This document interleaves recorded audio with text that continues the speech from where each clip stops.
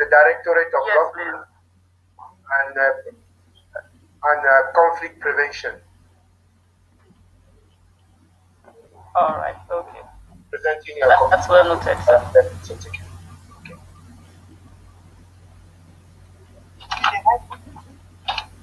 I'm going to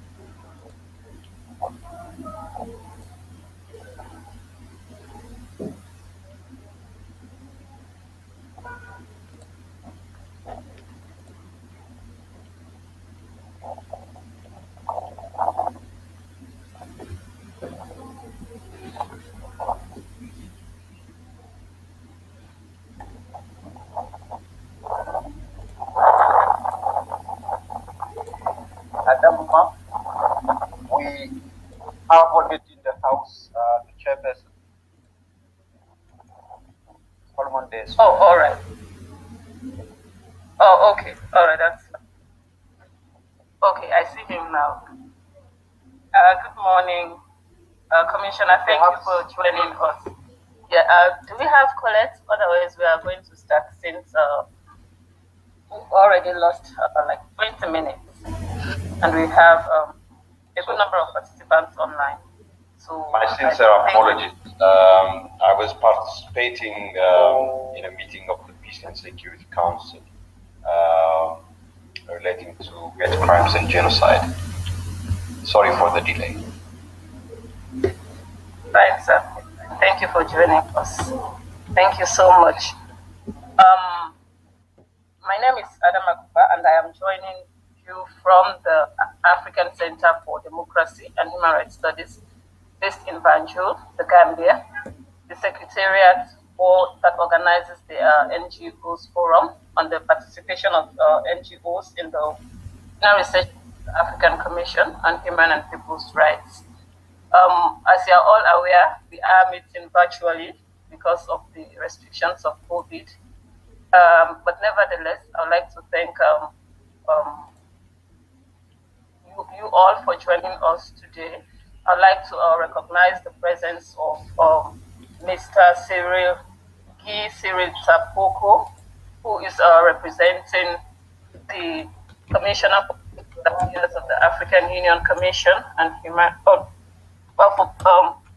Excuse me, he is representing the Ambassador, His Excellency Ambassador Bankole Ajoyi, Commissioner for Political Affairs, Peace and Security of the African Union Commission. Then we also have Honourable Commissioner Solomon Ayeldaso, the Chairperson of the African Commission on Human and People's Rights. I believe we are also joined by Mr. Marcel Akpobo, who is the Director of the United Nations Office of the High Commissioner for Human Rights, based in Eastern Africa. And also have Madam Colette Letlojani, who will also speak on behalf of the NGOs Forum Steering Committee. As you are all aware, this forum takes place biannually before the ordinary sessions of the African Commission on Human and People's Rights. The ordinary sessions of the Commission will also be held online from the 14th of April. So the contribution of civil society, this is the platform that provides that opportunity for NGOs to continue their engagement with the happenings around the African human rights system, as well as developments that have taken place over the last 6 months, and also to look at strategies that you could be put into place to address whatever challenges that have been faced by our individual countries. So without wasting further time, I'd like to call on the Executive Director of the African Center for Democracy and Human Rights Studies, Mrs. Hannah Foster, to welcome you all properly to the NGOs Forum. And her welcome will be followed by remarks by Madam Colette Letlojani. I believe she will be online by then. And otherwise, we'll proceed to have a statement by Mr. Marcel Akobo, and which will also be followed by the statement of the Commission of Honourable Commissioner Solomon Ayerdas. Then we'll have the official opening statement by Mr. K. Cyril Tapoko. So I would like to hand over the floor to Madam Foster at this point. I thank you very much for your kind attention. Thank you, Adama. Your Excellency, Ambassador Bankole Adeyo, Commissioner for Political Affairs, Peace and Security, represented by Mr. Guy Cyril Tapoko, Head of Democracy and Elections, and acting officer in charge of the Department of Governance and Conflict Prevention, Honourable Chairperson Dr. Solomon Ayele Derso, and distinguished commissioners of the African Commission who are connected, Madam Lindiwe Kamolo, Acting Secretary of the Commission, Chairperson and members of the Governing Council, Mr. Mohamed Babasafal, Mr. Marcel Akpoho, Director, United Nations Office of the High Commissioner for Human Rights, East Africa Regional Office, Mr. Williams Lifongo, Senior Human Rights Officer, United Nations Office for West Africa and the Sahel, members of the Diplomatic and Consular Corps, distinguished commissioners of national human rights institutions, Mr.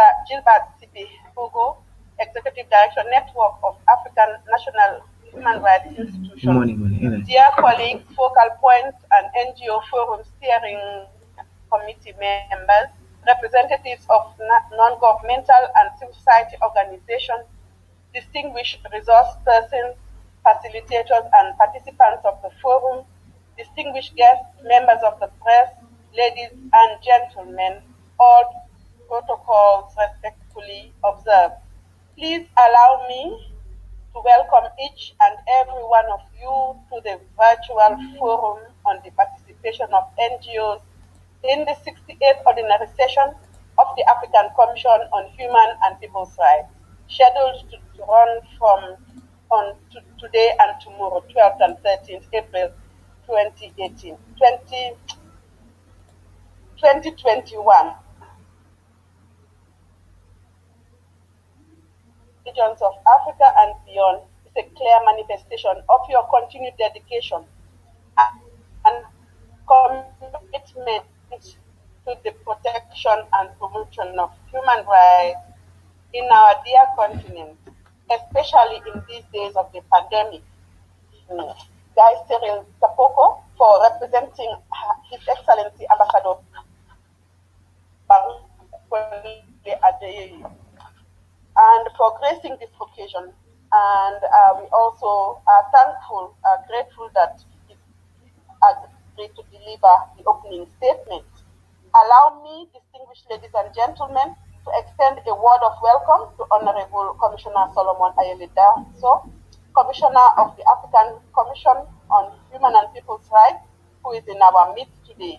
I would like to pay tribute to the African Commission and its leadership for the exemplary role it has played and continues to play in providing and supporting space for interaction between and among its stakeholders, particularly civil society. A word of welcome to Mr. Marcel Akpovo, Director of the United Nations Office of the High Commissioner for Human Rights, East Africa Regional Office, Mr. Williams Lifongo, Senior Human Rights Advisor, United Nations Office in West Africa and the Sahel, to all governing council members here, as well as NGO Forum Steering Committee members, to all participants, facilitators, and partners coming from far and near, soyez le bienvenu, welcome, bon dia. I do hope that you have adapted to the prevailing situation of linking up and have not succumbed to Zoom fatigue. Your Excellencies, distinguished participants, facilitators, ladies and gentlemen, I am speaking for all of us when I state that although the main duty bearer for the promotion and protection of human rights are states, the promotion and protection of human rights remains a collective responsibility and must be promoted and protected by everybody, everywhere, and every day.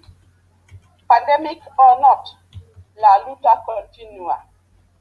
It is evident that civil society has not rested on its oars, and have continued to play its role in the realization of human rights and fundamental freedom, and have been complementing the efforts of governments and other partners.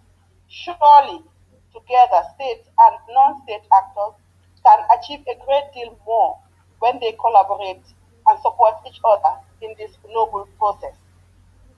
The agenda of the forum, developed as usual through consultations with the steering committee members, participants, and partners, will avail us an opportunity to review the situation of democracy and human rights on the continent, and of course, raise the alarm on trouble spots for action. There will be 6 panels and a special interest groups discussion, all aimed at improving the status of human rights in our respective countries and generally on the continent. Permit me to remind ourselves that this forum will focus on the role of art, culture, and heritage in the realization of human rights and democracy in a post-COVID-19 environment as we continue to build the Africa we want. I know we will explore together and come up with innovative strategies on how civil society and its partners can continue to contribute to the recognition of the importance of this theme. Other highlights of the agenda include the impact of COVID on elections in Africa, with a special focus on shrinking pace, human rights defenders, and the increase in electoral violence, amongst others. It is to be noted that state reports of Benin, Malawi, and Niger will be reviewed by the Commission, and our contribution will also be discussed so that we are able to speak with one voice and provide the necessary information for a review that will be fruitful to the state. I urge you all of us to accompany the African Commission and indeed the states in this process. As usual, adopted resolutions and recommendations emanating from the forum will be forwarded to the African Commission for its consideration during the 68th ordinary session. No doubt, this forum will usher in open the platform for fruitful deliberation, resulting in the formulation of laudable strategies.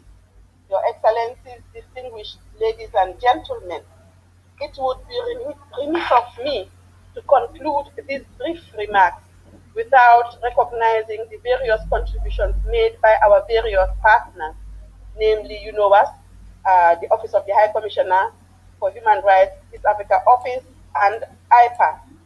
Of course, we wish to acknowledge the various organizations that have supported the participation of others who have not been able to have connections in their various countries and institutions. Without their support and collaboration, the organization of this forum would have been much more challenging than it already is. The protection of cultural heritage is an important issue around the African continent, particularly in view of the threats and challenges that include conflict, looting, and illicit trafficking of cultural property or lack of awareness or resources.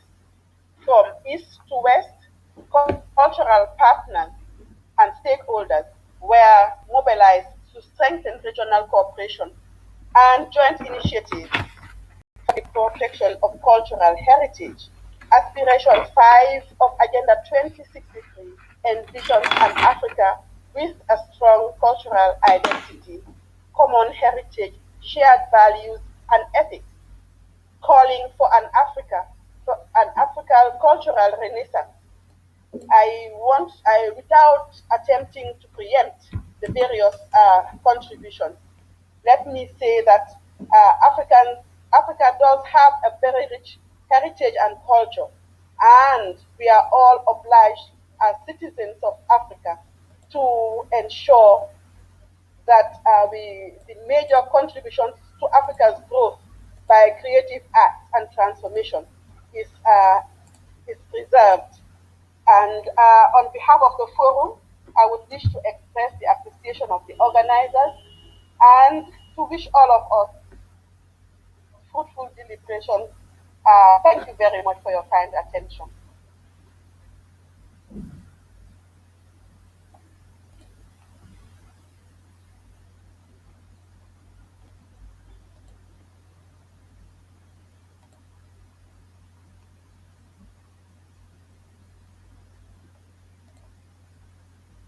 Hello.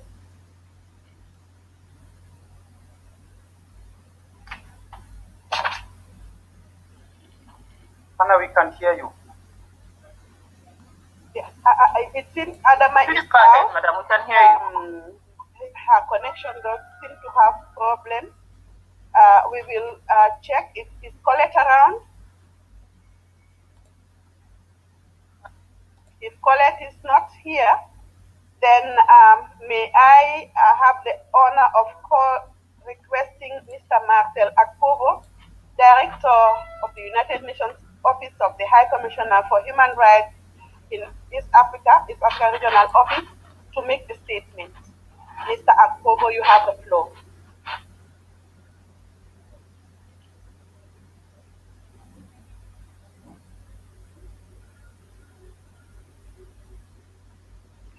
Hello.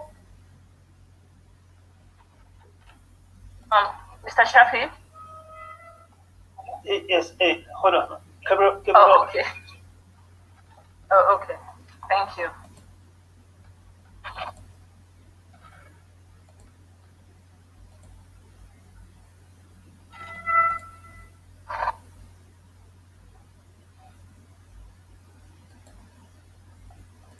So Adama, he's connecting it, please. Sorry. All right, okay. Thank you very much. In the meantime, I'll just like to use this opportunity to remind participants that there's translation in English, French, Arabic, and Portuguese. And please, if you are not speaking, kindly turn off your video as well as the mic to enhance the connection for some of us that may be experiencing connection challenges. So, Mr. Akpovo is connected and ready to speak. I'd like to kindly hand over. No. You know, latila adina kunu lati. Thank you. Nko latila adina kunu lati. Okay, yes, I don't think you need to mind our religion to send it to the account to Musarina. $500 next day. We don't fancy that you say, Malaria. After the boy tired, after the boy tired. After the boy tired. Dear colleagues, kindly bear with us.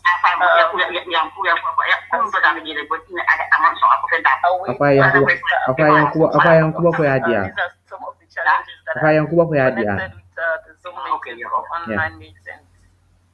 Thank you for your patience under the circumstance.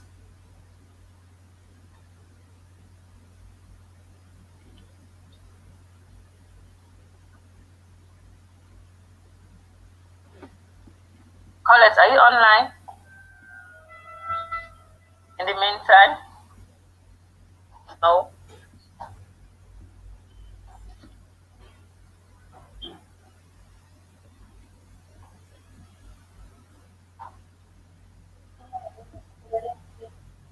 Hello, Shafi.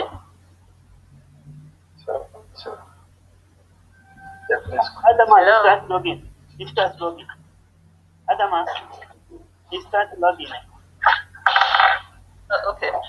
He's on it. I don't know.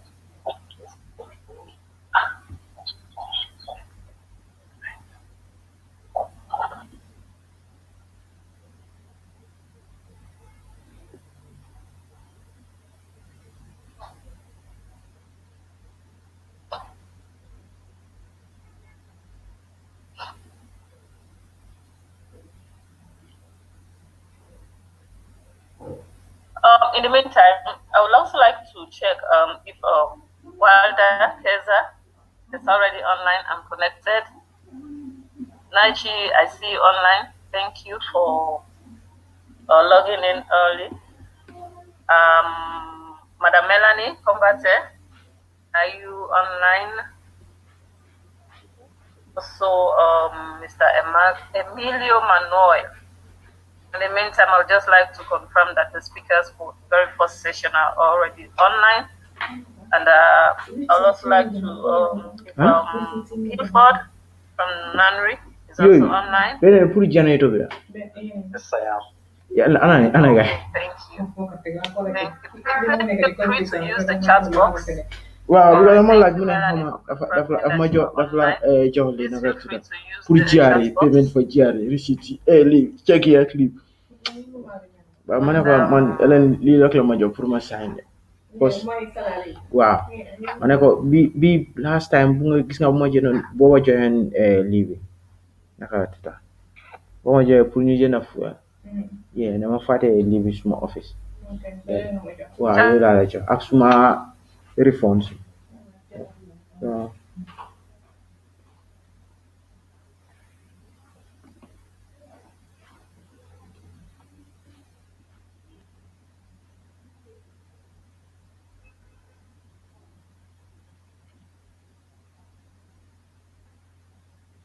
Hello.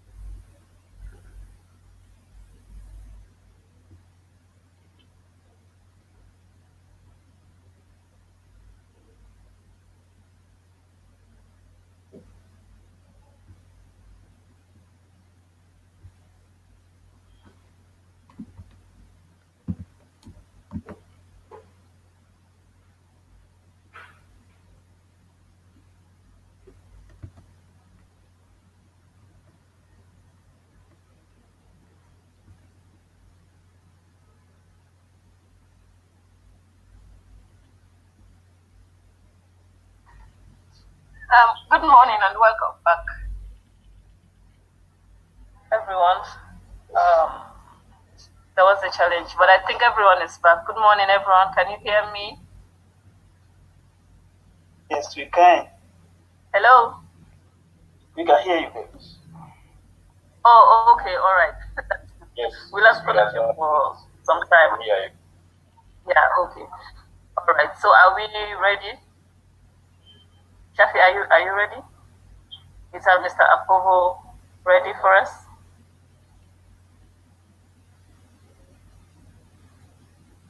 Have to connect. Hello? I don't know. Yeah, it's getting help to connect. I don't know what's going on.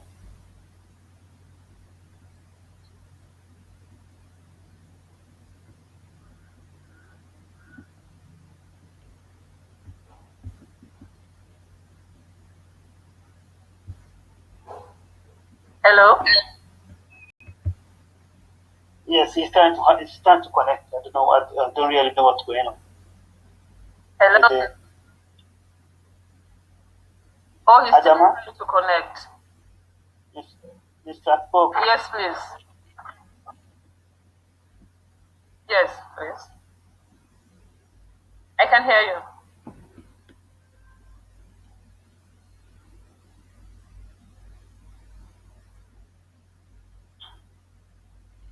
Hello, Shafi. Okay, Adama, can you hear me? Yes, Hello, please. can you hear me? Okay. Yes, please. So he's having serious challenge. So he's having serious challenge. So I'm gonna just read his statement on his behalf. Oh, okay. Under the. Okay. So I will not turn on my videos because that might affect the quality of the sound and of the reception on your side. Can you hear me clearly? Hello, can you hear me? Can you hear me, Adama? Yes, I can hear you. I can hear you well. Okay, very good. Your Excellency, Commissioner Solomon Ayili Adeso, Chairperson of the African Commissioner Union of Israel.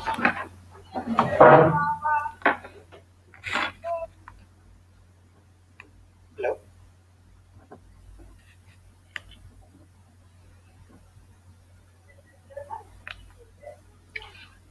Bonjour, Shafi, on t'entend bien. Shafi, yeah, please go ahead. Please go ahead, Shafi.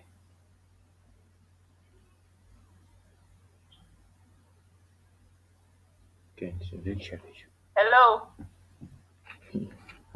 So it looked like Mr. Povo that has shown the computer, it might be connect. So let's give him maybe 2 minutes. Is that okay? 2 minutes. Yeah, 2 minutes, please. That's okay under the circumstance. I know it's been challenging. Yeah. With the internet, yeah.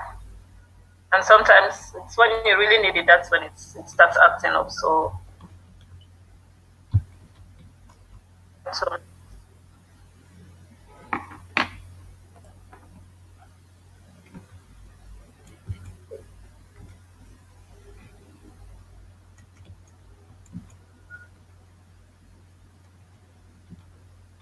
all right. In the meantime, I think also in the interest of time and to give him more time to settle in while we wait for him, I'd like to propose that we go on to the next speaker so that we'll have time to connect properly and we can come back to him after the statement by Commissioner Solomon Ayere Daso.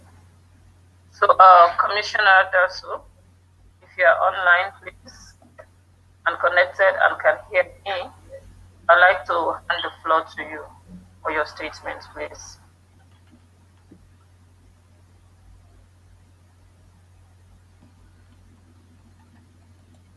Hello.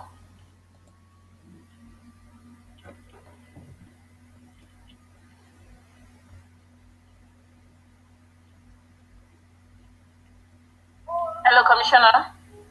Can you hear me? Hello. Yes, hello, Shafi.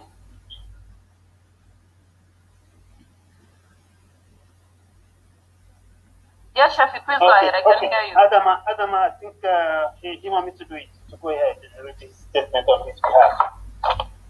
Okay. Sorry. All right. All right. Okay. So, Your Excellency, Commissioner Daso, Chairperson of the African Commission on Human Rights, Your Excellency Cyril Tapobo, replacing Ambassador Bankole Adeoye, Commissioner for Political Peace and Security. Honourable member of the NGO from Steering Committee, Honourable member of the Governing Council of the African Center for Democracy and Human Rights Studies, dear participants, ladies and gentlemen, all protocol duly observed. So this is a statement on behalf of Marcel Akobo, the representative of United Nations High Commissioner for Human Rights and Director of East African Regional Office. So this is the first time, so we would like to thank you, the NGO Forum, for associating our office in the preparation of this forum and for inviting us to take part in it. So I have no doubt that the collaboration with our office and the support we are providing are testimony of the continued fruitful cooperation. So I stand before you today to assure you of our readiness to continue supporting the forum for the betterment of the promotion and protection of the human rights in the country. The NGO Forum in Africa is unique, and it has proven a record to effectively inform the session of the African Commission on Human Rights. I encourage you, with the NGO Forum, to continue in this regard with the same effectiveness, and I express commitment of our office to continue contributing to such processes.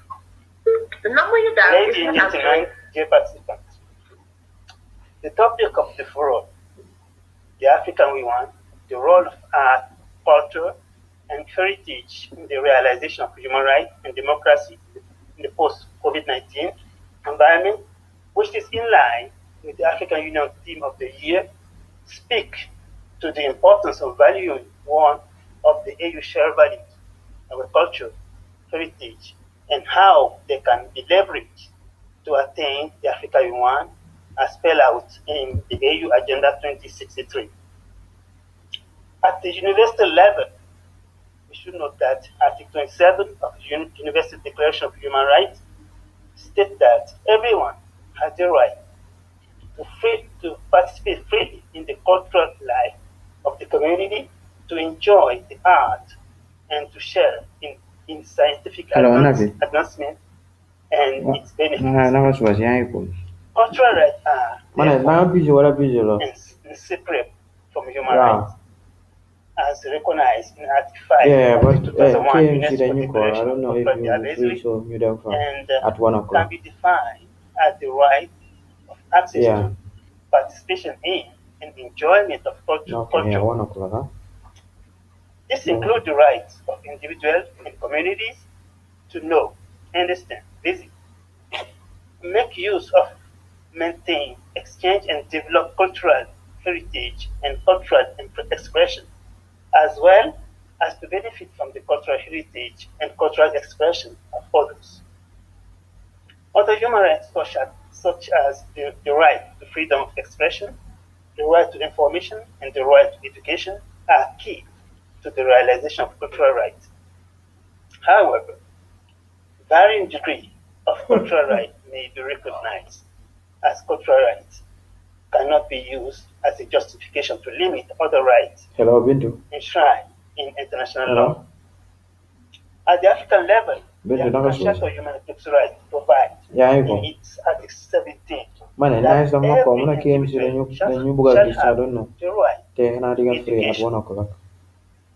Every individual may freely take part in the cultural life of his community, and the promotion and protection of moral and traditional values recognized by the community shall be the duty of the So they have a nice Article number. 22 Call nice. Maybe the Charter provide that all people shall have the Try to right bring your to marks along. the economic, social, and cultural development with due regard to the freedom and identity, and in the equal enjoyment of the common heritage of mankind. In her first thematic report, General Assembly in October 2016, Madam Karima Denon, the UN Special Rapporteur in the field of cultural rights, noted that cultural heritage, and I quote, cultural heritage is significant in the present, both as a message from the past and as a pathway to the future. Viewed from human rights perspective, it is important not only in itself, but also in relation to its human dimension. Kalau ya lah menamanya.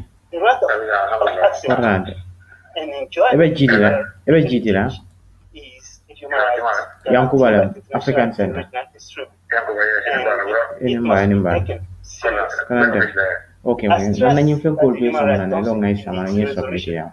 33/20. Okay, just one of Okay, no problem. Maybe around, let's say, around after. Okay, no problem. Or damage. Okay. Cultural heritage may have a detrimental and irreversible impact on the enjoyment of cultural rights. In addition, cultural heritage is a fundamental resource for other human rights, including the right to freedom of expression, freedom of thought on science and religions, as well as the economic right of the many people who earn a living through tourism related to such heritage. It is crucial to understand that tangible and intangible heritage are closely interlinked and that attacks on one are usually accompanied by assault on the other.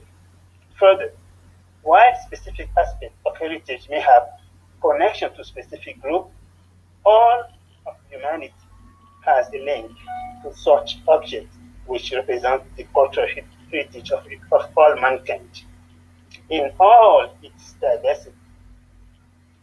This is reflected in the UNESCO Cultural Convention and standards setting instruments aimed at protecting cultural diversity and heritage.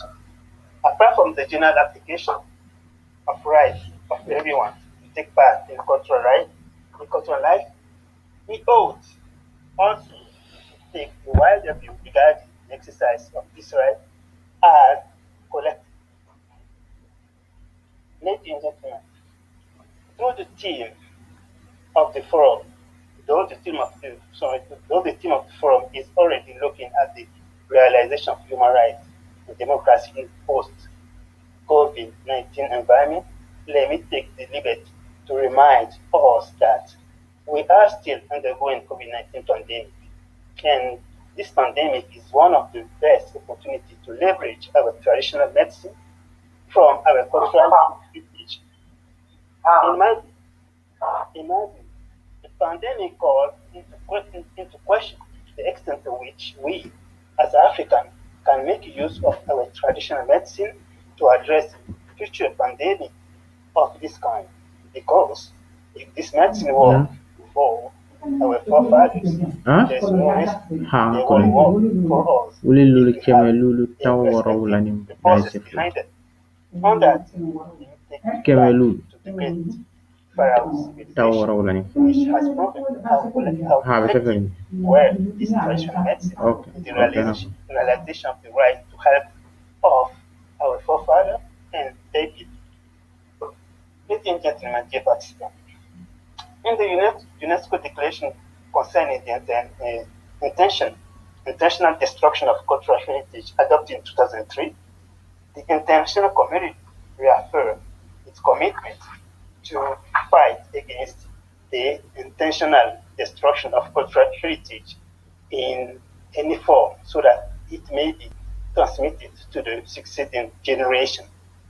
Intentional destruction is defined as an act intended to destroy, in whole or in part, cultural heritage, thus compromising its integrity in a manner which constitutes a violation of international law or an injustifiable offense to the principle of humanity and dictated of public conscience.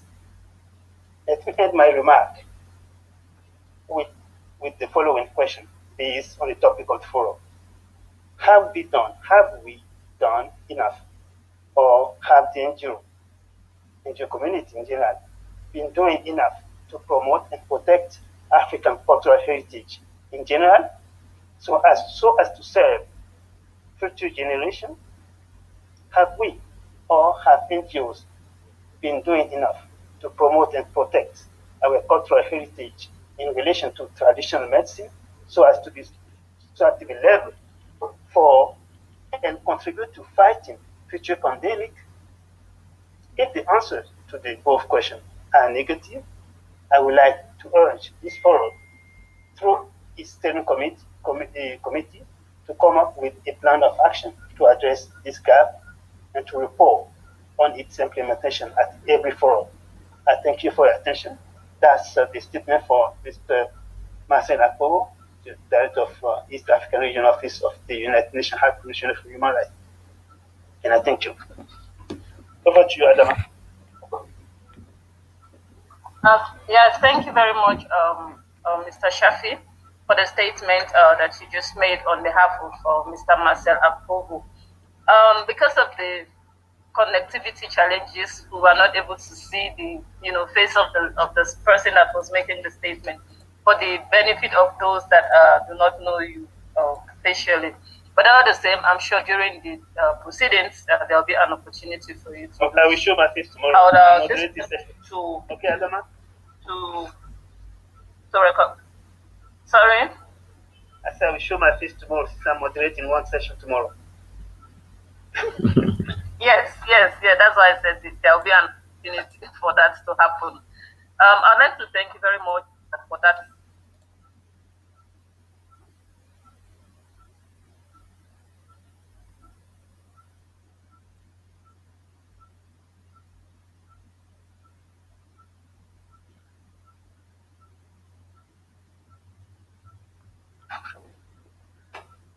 Hello? I don't know, you were breaking, eh? I don't know if it's on my side. Yes, yeah, I noticed that. My apologies. The connection has not been its best here. So I'll just proceed to thank you once again for the statement on behalf of Mr. Marcel Akporo. You asked very pertinent questions, but you also, I see that you answered them, and you tasked us with coming up with a plan of action, to ensure that the issues that you raised in that statement are implemented, to ensure that arts and culture, which is very vital for us, remains an important part of our being as Africans, and also to pass that on to future generations. I would also like to kindly request that you share a copy of that statement with us for inclusion in the final report. Please do that at your earliest convenience. Thank you once again. I would like to recognize the presence of Commissioner James Zina King of the African Commission on Human and People's Rights. Thank you very much, Commissioner, for joining us. I'll also now like to proceed to call on Commissioner Solomon Ayeridaso, who is the chairperson of the African Commission on Human and People's Rights, for his statement, if he is online. Commissioner, are you online? Can you hear me? Yes, he is online. Yes, I can. See him. Commissioner, all right. I'll please like to have to you for your statement. Thank you very much for joining us today. Okay. Thank you very much for giving me the floor, Adama. I would like to start off by expressing my gratitude and the gratitude of my colleagues, members of the African Commission, for the kind invitation extended to the African Commission on Human and People's Rights for this NGO forum ahead of the 68th Organization of the African Commission on Human and People's Rights.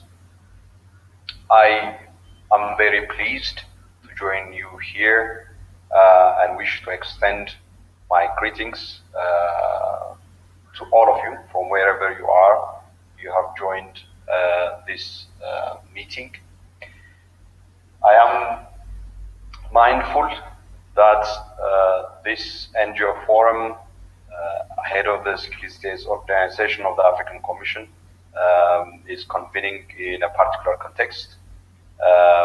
as all of you have noted, we are still in a period of COVID-19, and indeed this is a time when COVID-19 has become much more fatal and also spreading at higher rate here on our continent than is the average internationally.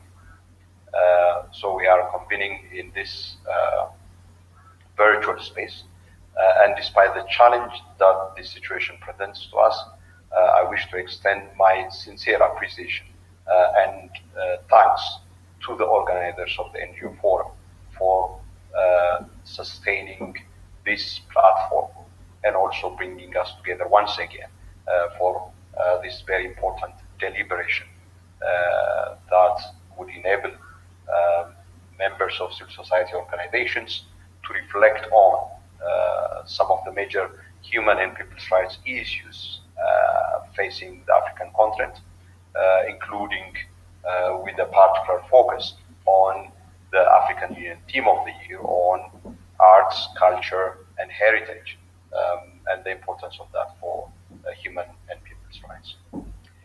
I am also mindful that this NGO forum is convened in the context of the commemoration of the 1994 genocide against the Tutsis in Rwanda, and in that respect, we, as the African Commission on Human and People's Rights, as stated in our press statement, marking the 27th commemoration of the 7th of April, on which the genocide started, express our solidarity with the people of Rwanda, and also, indeed, pay respect to the lives lost in this very horrific tragedy that happened on the African continent, the worst event outside of the colonial and the colonial era and slavery. In that respect, of course, I wish to remind us all that the specter of genocide and similar acts of mass atrocities are ever present, and without vigilance on the part of all the stakeholders of the human rights community, the African Commission, society organizations, and the states parties to the African Charter on Human and People's Rights, there is always a danger of genocide and other forms of mass atrocities happening here on our continent. And it is extremely important as we remember the 1994 genocide that remembrance serves for purpose of being vigilant and ensuring that similar acts of mass atrocities do not happen. I wish also to express my condolences to people who lost their lives as a result of the COVID-19 pandemic, and wish to in particular express my condolences to colleagues that we have lost in the course of the intercession period. Most notably, a dear colleague that we as the African Commission have lost in the person of Commissioner Daima Gai, our colleague from Senegal, whom we unfortunately lost untimely and very suddenly. And we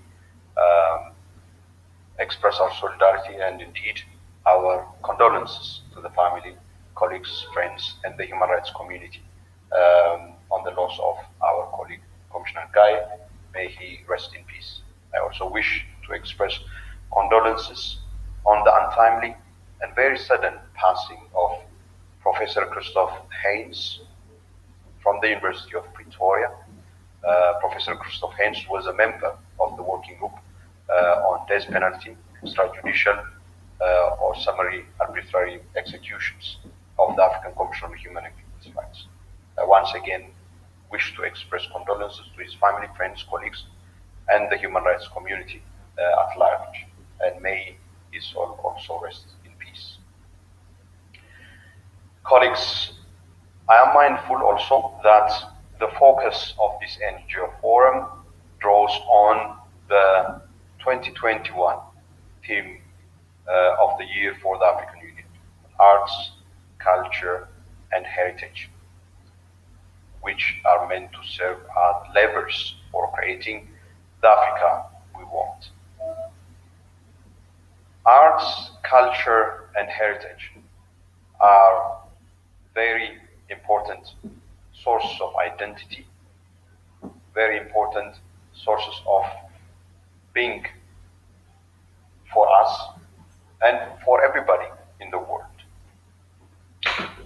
The right to access to, participation in, and enjoyment of one's culture is one of the most essential rights, as we all know. You find this being expressed and enshrined in the Universal Declaration of Human Rights, in the African Charter of Human and People's Rights, in the Maputo Protocol on the Rights of Women, as well as in the African Charter on the Rights and Welfare of the Child. And I'm mindful also of other African Union instruments, including most notably the 2006 Charter for African Culture and Renaissance, and indeed the African Cultural Charter. All of these recognize one fundamental fact, which is basically that the identity, freedom, and indeed dignity of all of us is embedded in and draws on the rich resources and materials, both tangible and intangible, of the arts, culture, and heritage, into which we are born, through which we make sense of our relationship with our family, with our communities, and indeed our relationship with the world. One can even say our relationship individually and as members of communities with God, with those that we have lost, and with the generation that is yet to come. So cultural heritage, arts, and culture are the tangible and intangible religious, cultural, aesthetic materials and expressions and work, including natural sites of cultural and religious significance that serve as resources for identification and development process of individuals and communities. And indeed, these are also the means through which individuals, families, communities, and societies communicate and pass on to the new generation the knowledge, the heritage, the culture, and indeed the identity that they have developed and the innovations that they have created over the years into the next generation. In terms of this theme, I think it's imperative that we think about the following issues. The first issue that I would like us to think as we reflect on this thing is the link between arts, culture, and heritage. The link between arts, culture, and heritage and human and people's rights. It's extremely important that we have a very firm understanding, clear and rich understanding of the link between culture, arts, heritage, and human and people's rights. It's only through and based on one's embeddedness in the culture, in the arts, in the heritage of one's community that one can become a full human being. One can't be a human without and dissociated from, alienated from one's culture, one's heritage. That is why human rights, that is why the dignity of a person becomes under immense threat when the identity, when the culture, when the arts, when the heritage of that person is put in danger. The freedom of a person or a community is put in danger when culture, heritage, and indeed arts of that person and that community is put in danger. there is no such thing called freedom in a vacuum. Freedom is about the capacity of individuals and communities to make choices about what is good in life.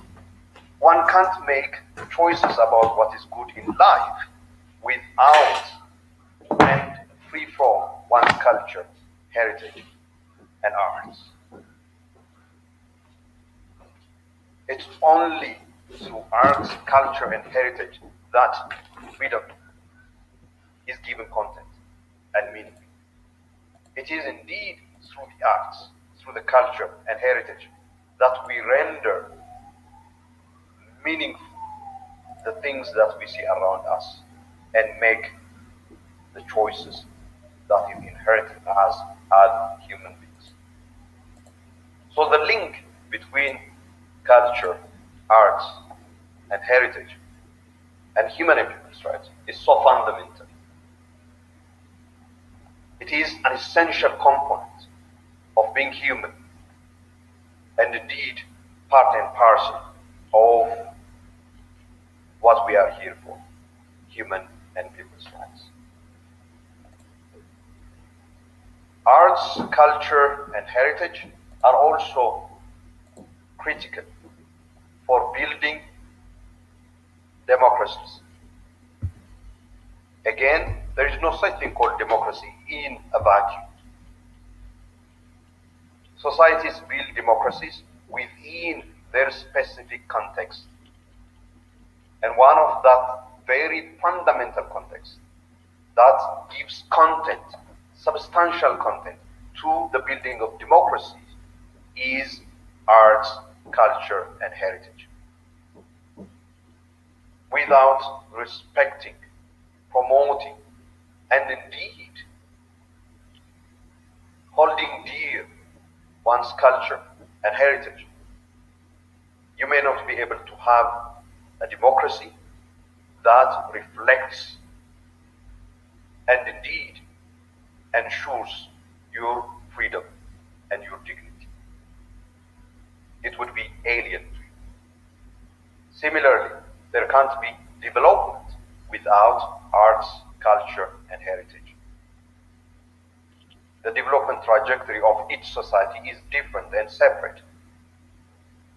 But the development trajectory of successful societies is founded on and draws heavily from their culture and heritage.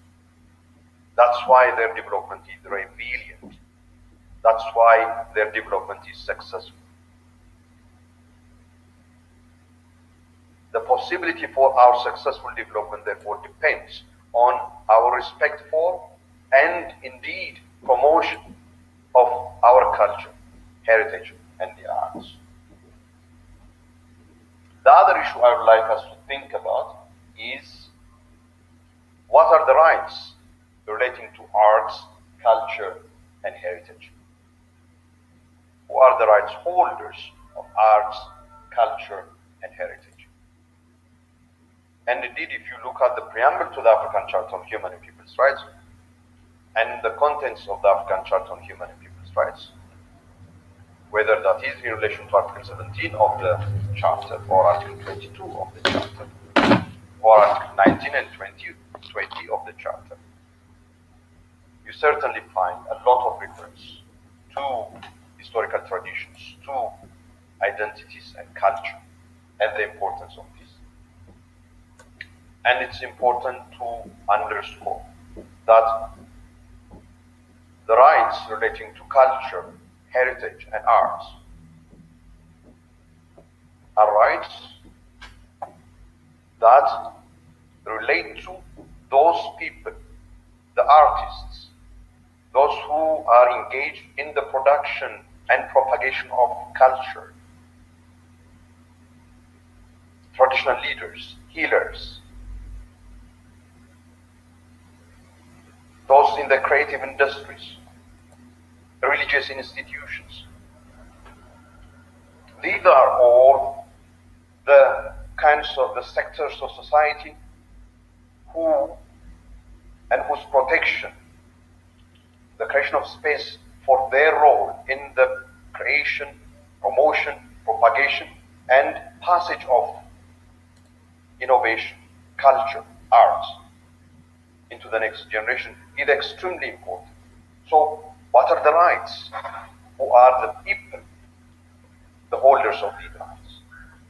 And what is the scope of these rights? And of course, each one of us as individuals. And culture, arts, and heritage. They are not just individual, but also collective in their nature. So the recognition of the collective dimension of these rights is also so essential. And in this respect, of course, the African Charter on Human and People's Rights, as you all know, is a pioneer instrument, a pioneer human rights treaty in the world in its recognition of the collective dimensions of who we are as human beings. Then we have to think about the promotion, respect for, and protection of culture, arts, and heritage. We are talking about the contents. What are the requirements for the promotion of arts, culture, and heritage? How about for respect for and protection of arts, culture, and heritage? That is the third issue that I would like us to think about as we reflect on this theme of the year in relation to human and people's rights. What are the obligations of states as far as arts, culture, and heritage is concerned? That is the fourth issue I would like us to reflect on and to think about. The fifth issue I would like us to think about are the challenge to arts, culture, and heritage. And here I think it's extremely important that we recognize the multiplicity of challenges that face the right to culture, that face the right to participation in, enjoyment of, and access to culture and heritage, and the creation of arts. One such challenge, for example, is theft. Theft of Mr. Yakuba, hope you are fine. Can you please tell Adama that I sent her a WhatsApp? By the commercial industry, by the commercial artistic industry. Theft of the innovations of traditional communities by global companies who take away the innovation of traditional communities in our own Africa and go in other parts of the world and receive patent for what they didn't create. Theft is a very serious challenge for arts, culture, and heritage. Globalization, tourism, development projects, commercialization of arts, culture, and heritage, all of these also have their own impacts, negative consequences. On the one hand, of course, they bring the advantage of shedding light on some of the arts, culture, and heritage that haven't received recognition in the mainstream media or other mediums of communication. But at the same time, they also have the risk of dispossessing those who own those arts, culture, and heritage, and even completely changing without the participation of those who own those processes, those cultures, arts, and heritage. Discrimination and non-recognition, particularly affecting minorities and indigenous peoples, is another challenge that we have to address as part of our reflections on this theme of the year. And indeed, there are communities here on our continent who on account of lack of recognition of their identity, at times even active suppression and violence against their identity, who face the grim prospect of losing their culture, heritage, language. How many languages are on the brink of extinction here on the African continent because of the ever-increasing dominance of global languages? Would it be possible, for example, for the NGO Forum, for us African institutions to create space for the possibility of African languages also being spoken on our platforms as part of promoting and indeed sustaining the arts, culture, and heritage? We are nothing if we don't have these things. Nothing. And we lose our humanity without it. Violence, conflict, and the destruction that violence and conflict brings about on arts, culture, and heritage. This is the other challenge that we face. Conflicts in many parts of our continent certainly are causing death, mayhem, and destruction. And unfortunately, cultures and heritage, whether those heritages are natural or cultural heritage, are not spared from being attacked and being part of the violence. Because sometimes, as is the case, for example, in extreme forms of violence that take the form of genocide, as happened in Rwanda, it doesn't only target individuals as individual members, as individuals. It targets individuals as members of communities. And when it targets individuals as members of communities, it targets the communities. And together with the communities, it targets their culture, it targets their heritage. Because these are interwoven, inseparable.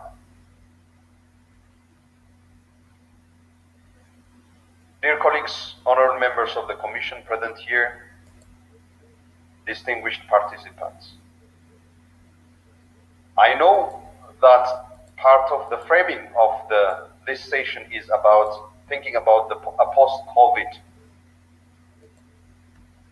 time.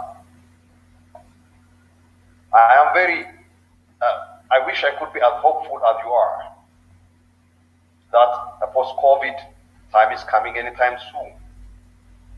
But I would like to press on us that we focus on the now and the present if we wish to make a better post-COVID time. That's why I insist that before we think about post-COVID, we need to first ensure that the pandemic is under control. It saddens me to say that we are in a worse of situation today when we convene the 68th organization of the Commission than when we convened the 66th and the 67th organizations of the Commission, as far as the spread of COVID-19 in Africa is concerned, as far as the days told from COVID-19 in Africa is concerned. So, dear colleagues, we are losing a lot of people, left, right, and center.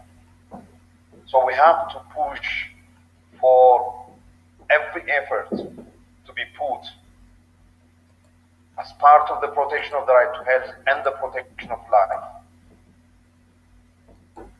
that the complacency around COVID-19 on our continent should stop.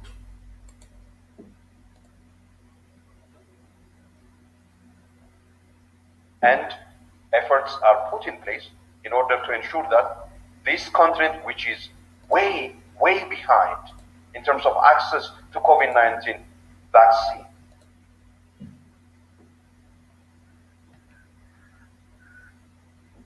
Gets access to COVID-19 vaccine. But I don't think that this should depend only on charity. That is why I would like you, as members of the human rights community, to join us, the African Commission on Human and People's Rights, in calling for making the COVID-19 vaccine a global public good. That is so critical for saving lives. That is so a prerequisite in order to think about a post-COVID Africa. Making the COVID-19 vaccine a global public good would require, is the only way to end what the WHO chief said, an artificial scarcity on access to COVID-19. It is an artificial scarcity coming from prioritizing profit over saving lives, coming from vaccine nationalism. And the only way we can make the COVID-19 vaccine a global public good is if the patent on the vaccine is shared with all countries, and conditions are created for the production, manufacturing, and widespread distribution of the COVID-19 vaccine here on the continent as well. That's why I urge you to join the African Commission in calling for the African Union and member states of the African Union to press on this extremely important demand for having the COVID-19 vaccine as a global public good, and for ensuring that patents around the COVID-19 vaccine are made public, are shared with all countries, particularly our continent, which is left behind. To think about the post-COVID world, we need also to make sure that the impacts of COVID-19 are also attended to,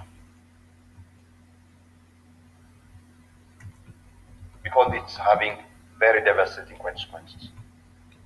The socioeconomic fallouts from COVID-19 are still, the costs of it are still being counted. And we face grim scenarios of reversals of some of the developmental gains on the African continent.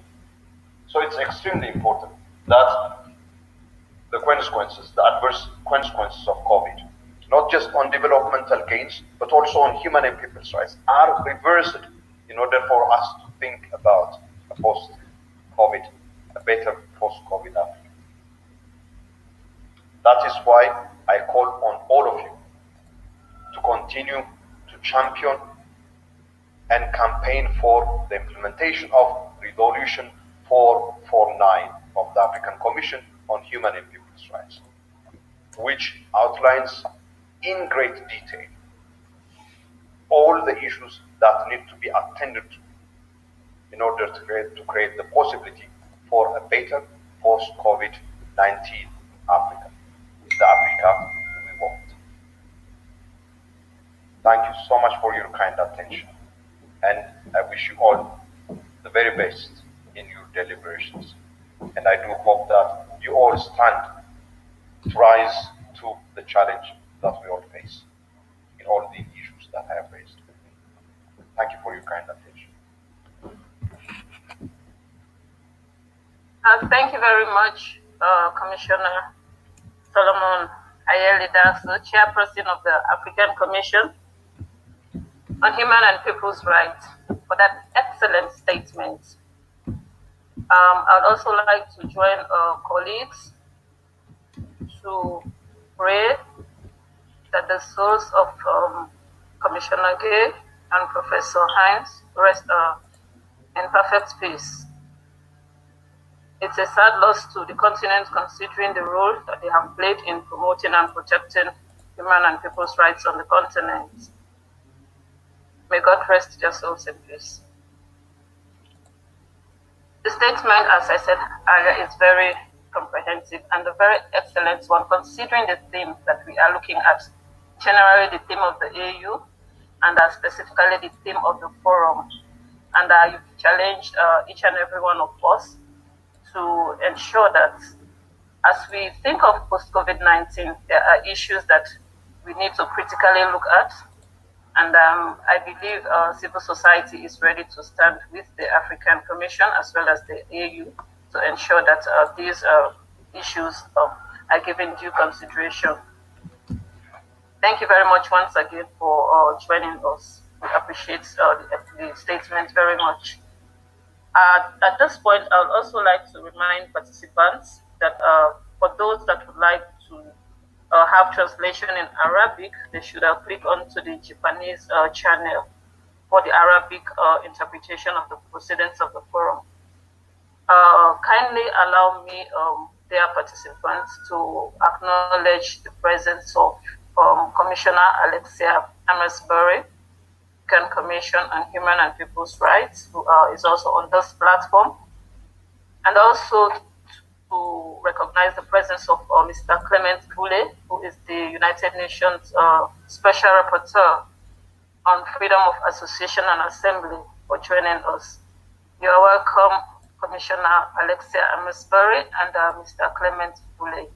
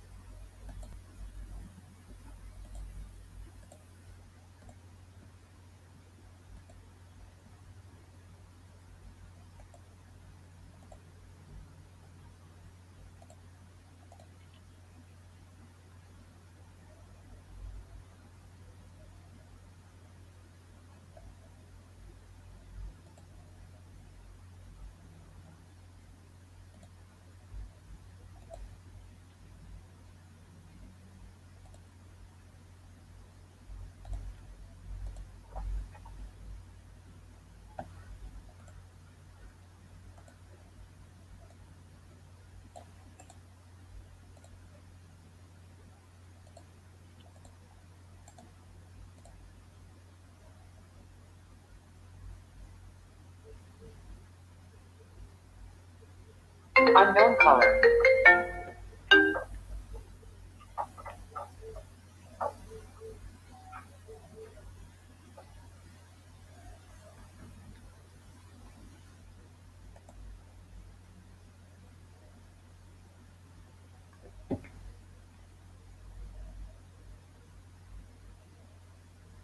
Unknown caller. Hello? Hello? Hello, everyone. Welcome back. Morning. How are you? I am sorry, I think I lost connection from my end. My apologies. At this point in time, we just heard from Commissioner Solomon Ayeli Daso of the African Commission. And now we move on to the final speaker for this session that will officially declare the NGOs forum open. As you are already aware, the theme of the forum is the Africa we want, the role of arts, culture, and heritage in the realization of human rights and democracy in a post-COVID-19 environment. That is the theme of the forum, which is aligned to that of the AU. As Commissioner Solomon Daso delved into his statements, he did bring out very critical and important issues that we should also be looking at as we deliberate over the next 2 days, looking specifically at the theme of this particular forum. On that note, I would like to invite Mr. Guy Cyril Tapoko, who is representing His Excellency Ambassador Bankole Adioye, Commissioner for Political Affairs, Peace and Security of the African Union Commission, to officially declare the forum open. In his statement, he would look at the role of the AU in the implementation of the AU theme, which is arts, culture, and heritage, the verse for building the Africa we want. Without wasting further time, I would like to invite Mr. Tapoko to take the floor. Mr. Tapoko, you have the floor, sir. Thank you. Thank you, Adama. Excellences, Mesdames et Messieurs, permettez-moi avant toute chose de me joindre à mes prédécesseurs pour remercier les organisateurs de cet important forum sur cet important forum, disais-je, n'est-ce pas, et surtout de remercier également toutes celles et ceux qui se seront déjà prononcés jusqu'à cet instant. Je m'appelle Guy Tapoko, je suis le chef de l'unité pour la démocratie et l'assistance électorale au sein du département des affaires politiques et de la paix et la sécurité de la Commission de l'Union africaine. L'honneur m'échoit en ce moment de représenter son Excellence Bankole Adeoye, qui est le commissaire en charge de la paix et sécurité des affaires politiques de la Commission de l'Union africaine. Permettez-moi ensuite et enfin de déclarer à la suite de l'honorable Salomon Derso, président de la Cour, de la Commission africaine des droits de l'homme et des peuples, de présenter nos sincères condoléances à celles et ceux qui ont perdu un être durant cette période, cette conjoncture bizarre que nous traversons tous. Je voudrais indiquer que je suis assisté et soutenu ici par des collègues expérimentés sur la thématique qui sont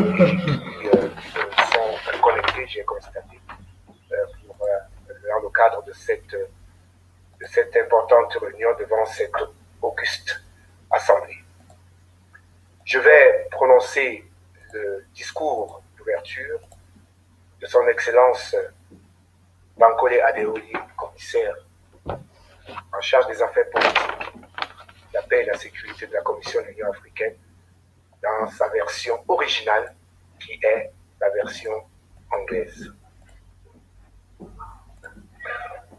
Honourable Commissioner Salomon Ayele Derso, Chairperson of the African Commission on Human and People Rights, Mr. Marcel Akporo, Director of the Eastern Africa Regional Office of the United Nations Office of the High Commissioner for Human Rights, Mr. Andrew Shigovera, Chair of the African Center for Democracy and Human Rights Study Governing Council, Mrs. Scarlett Letlojane, NGO Forum Steering Committee, distinguished representative of NGOs, ladies and gentlemen, dear colleagues, all protocol observed.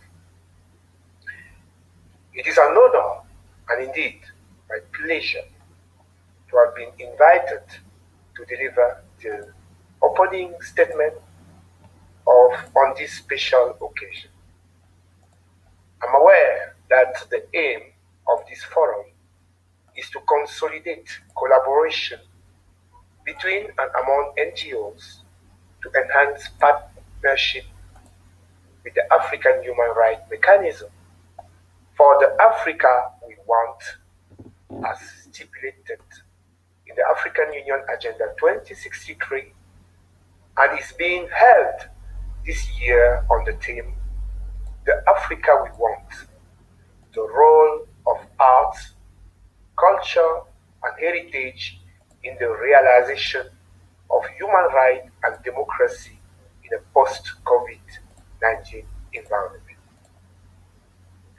I'm particularly pleased because this theme is aligned with the African Union theme of the year 2021, arts, culture, and heritage, levers for building the Africa we want.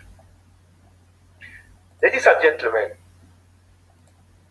by declaring the year 2021 as the year of arts, culture, and heritage, levers for building the Africa we want, the African Union is putting its spotlight on the importance of art, culture, and heritage, and is calling all departments, African Union organs, and African Union member states to ensure that this theme is highlighted in their respective work, not just this year, but forever.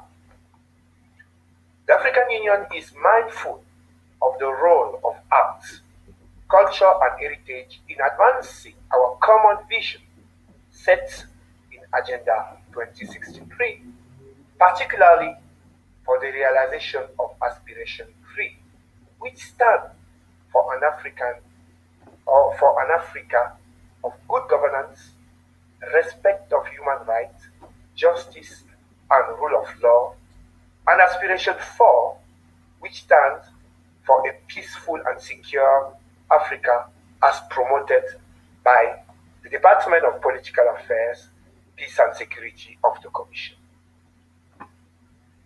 Being called to share the role of our Pan-African organization, the African Union, in furthering the role of art, culture, and heritage in the realization of human rights and democracy in Africa, I wish to highlight that it is often artists, experts, and cultural professionals who point out the existence of a problem, who reveal uncomfortable truths, who reveal the unspoken, or who make the invisible visible. Using their artistic and cultural means, they create space for societal debate, both within and outside the ordinary framework of political discourse and social networks. In terms of cultural rights, all people have to enjoy the right to freedom of artistic expression and creation, which include the right to freely attend and contribute to artistic expression and creation through individual or collective practice, the right to access the arts, and the right to disseminate their expression and creation.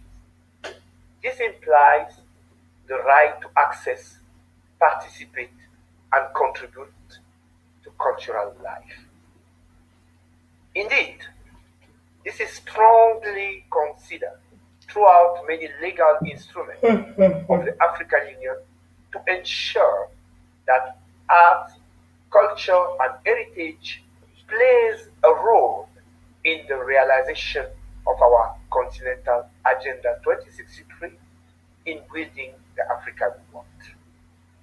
These instruments include the African Charter on Human and People Rights, the African Charter on the Right and Welfare of the Child, the African Continental Free Trade Area, the Charter for African Cultural Renaissance, and the revised AU Plan of Action on Cultural Creative Industry, just to mention a few. In view of the foregoing, and in line with major regional, continental, and international instruments, including the ECOWAS resolution on the return of illicitly trafficked cultural goods, and the UNESCO decision of July 2020, the African Union is engaged on combating illicit trafficking in cultural goods. In this regard, the need to promote negotiation for the restitution of illegally trafficked and stolen cultural goods from the continent should be enhanced. Ladies and gentlemen, with regard to the fight against COVID-19 pandemic, the African Union has drafted a joint continental strategy for COVID-19 response underpinned by coordination, collaboration, cooperation, and communication, and a comprehensive socio-economic response, which are central at developing appropriate approach for human security, using cultural workers, including musicians, filmmakers, actors, and writers as advocacy agents for good and inclusive health and wellness. Nelson Mandela said once that to deny people their human rights is to challenge their very humanity. And our humanity is printed in our African cultural value, which is guided by the Ubuntu philosophy. I am because you are. You are because I am. The promotion and protection of cultural rights is our collective responsibility. And together, we can move things better. At this point, I declare the NGO forum open and wish you all fruitful deliberation. I thank you for your kind attention. Ambassador Bankole Adeoye. Over. Thank you.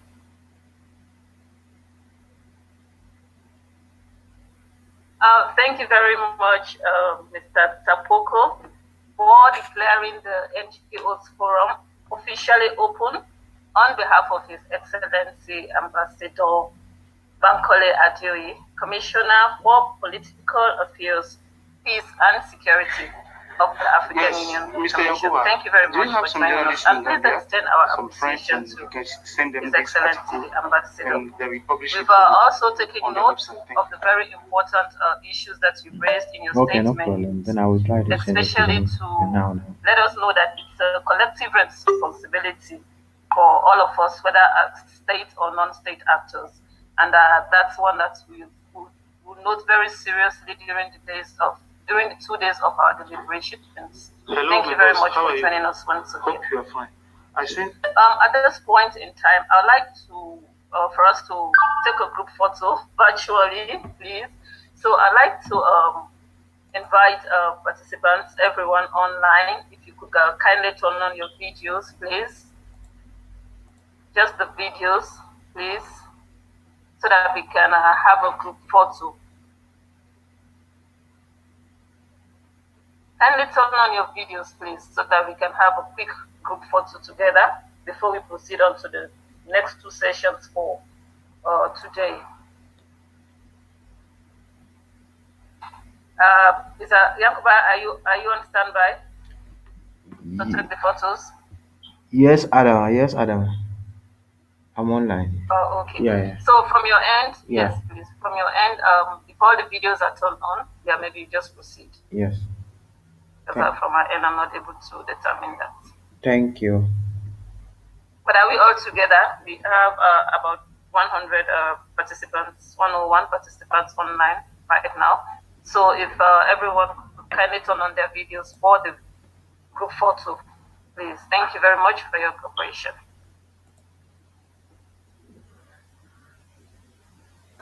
Yankuba, please let me know. Okay. We are okay. Okay. 1,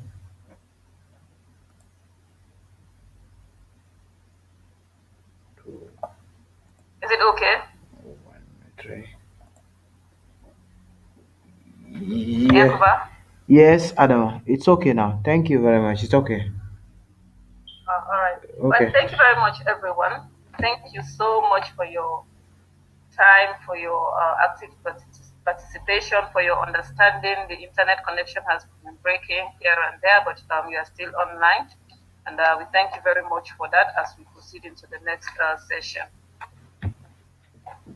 We'll have 2 sessions for today. One would be an update on the situation of human rights, democracy, and the rule of law in Africa, with a link to the theme of the forum, which is on the role of arts, culture, and heritage.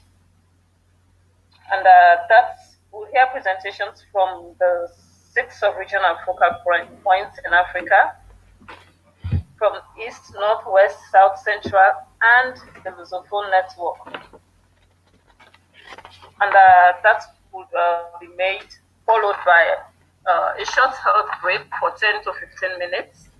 And we'll move on to the next session, which would be a presentation on the impact of COVID-19 on elections in Africa, considering even during COVID, we have elections held in a number of African countries. And that presentation will seek to look at what are the issues that emerge pre-elections and as well as during elections and post-elections, and the impact it has had on civic space and human rights defenders in particular. So those are the two presentations that we'll have for today, and I will call it a day. So without wasting further time, I would like to invite my colleague Guilford Matthew from the Network of National Human Rights Institutions in Africa, who will be representing the Executive Director, Mr. Gilbert Sebihogo, to moderate that particular session. I would also like to use the opportunity now to ensure that the presenters are online in the presence of Ms. Maximilian Gobert, who will be representing the Central Africa Human Rights Defender Network. For Eastern Africa, Ms. Walda Keza. For Northern Africa, Mr. Muley Najila Sen. For Southern Africa, Ms. Colette Betmujani. For Western Africa, Ms. Melanie Combate. And for the Lusophone Network, Mr. Emilio Manuel. And also just to kindly remind participants that there's English, French, Portuguese, and Arabic interpretation services. Just click on the language of your choice, please. For Arabic, it would be Japanese. I was made to understand. And also to kindly encourage you to use the chat box if you have any questions, comments, points of clarifications. Please feel free to send in a chat message. We'll be monitoring it as deliberations proceed. And also to kindly ask that if you are not speaking, you kindly turn off your video and audio to enhance the connection challenges. The connectivity for the internet for some of us that are, will be facing such thing for that time. I realize that we are a bit behind schedule. This first session was supposed to be for 1 hour and 30 minutes, but considering that we'll be having 6 speakers, I think we'll limit it to an hour. But I'll let Gifford, manage the time very well with 6 speakers and also leave time for discussions. I also like to finally remind partners that are online, if you do have resolutions or recommendations, considering tomorrow is the last day for you to be able to send that to us so that it will be adopted in plenary for forwarding to the African Commission as a part of civil society or the NGOs forum contribution to the 68th ordinary session. Guilford, I'd like to hand over the floor to you now. Thank you very much. Thank you very much, Adama. Excellencies, distinguished ladies and gentlemen, first let me begin with conveying greetings to you all from the Non-Executive Director on behalf of the entire network of African NHRIs. The Director is currently on a work-related mission, so he sent me to represent him in this forum. Secondly, I would like to thank the organizers of the forum for inviting us to be part of this important gathering. As you know, the collaboration between CSOs and NHRIs has existed for a long time in many countries, and we continue to support and strengthen that continued cooperation both at the national and regional levels. On that note, I am honored to moderate this session on update on the situation of human rights, democracy, and the rule of law in Africa, where we will hear from 6 panelists representing the different networks of CSOs and human rights defenders in Africa. And that will be followed by an open plenary for discussions, questions, and answers in relation to the situation of human rights, democracy, and the rule of law in Africa. I therefore would like to invite the first panelist to take the floor. Each of them will have 5 minutes, and I hope that we will try to lock in the allocated time. First panelist is from Central Africa, Madame Maximilian Gombe. This is Central African Human Rights Defenders Network. Madame Maximilian, you have the floor.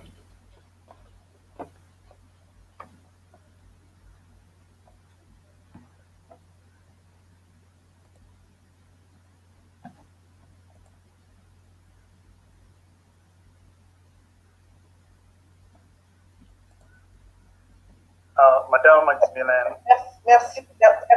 Merci beaucoup. Vous savez que nous sommes en Afrique.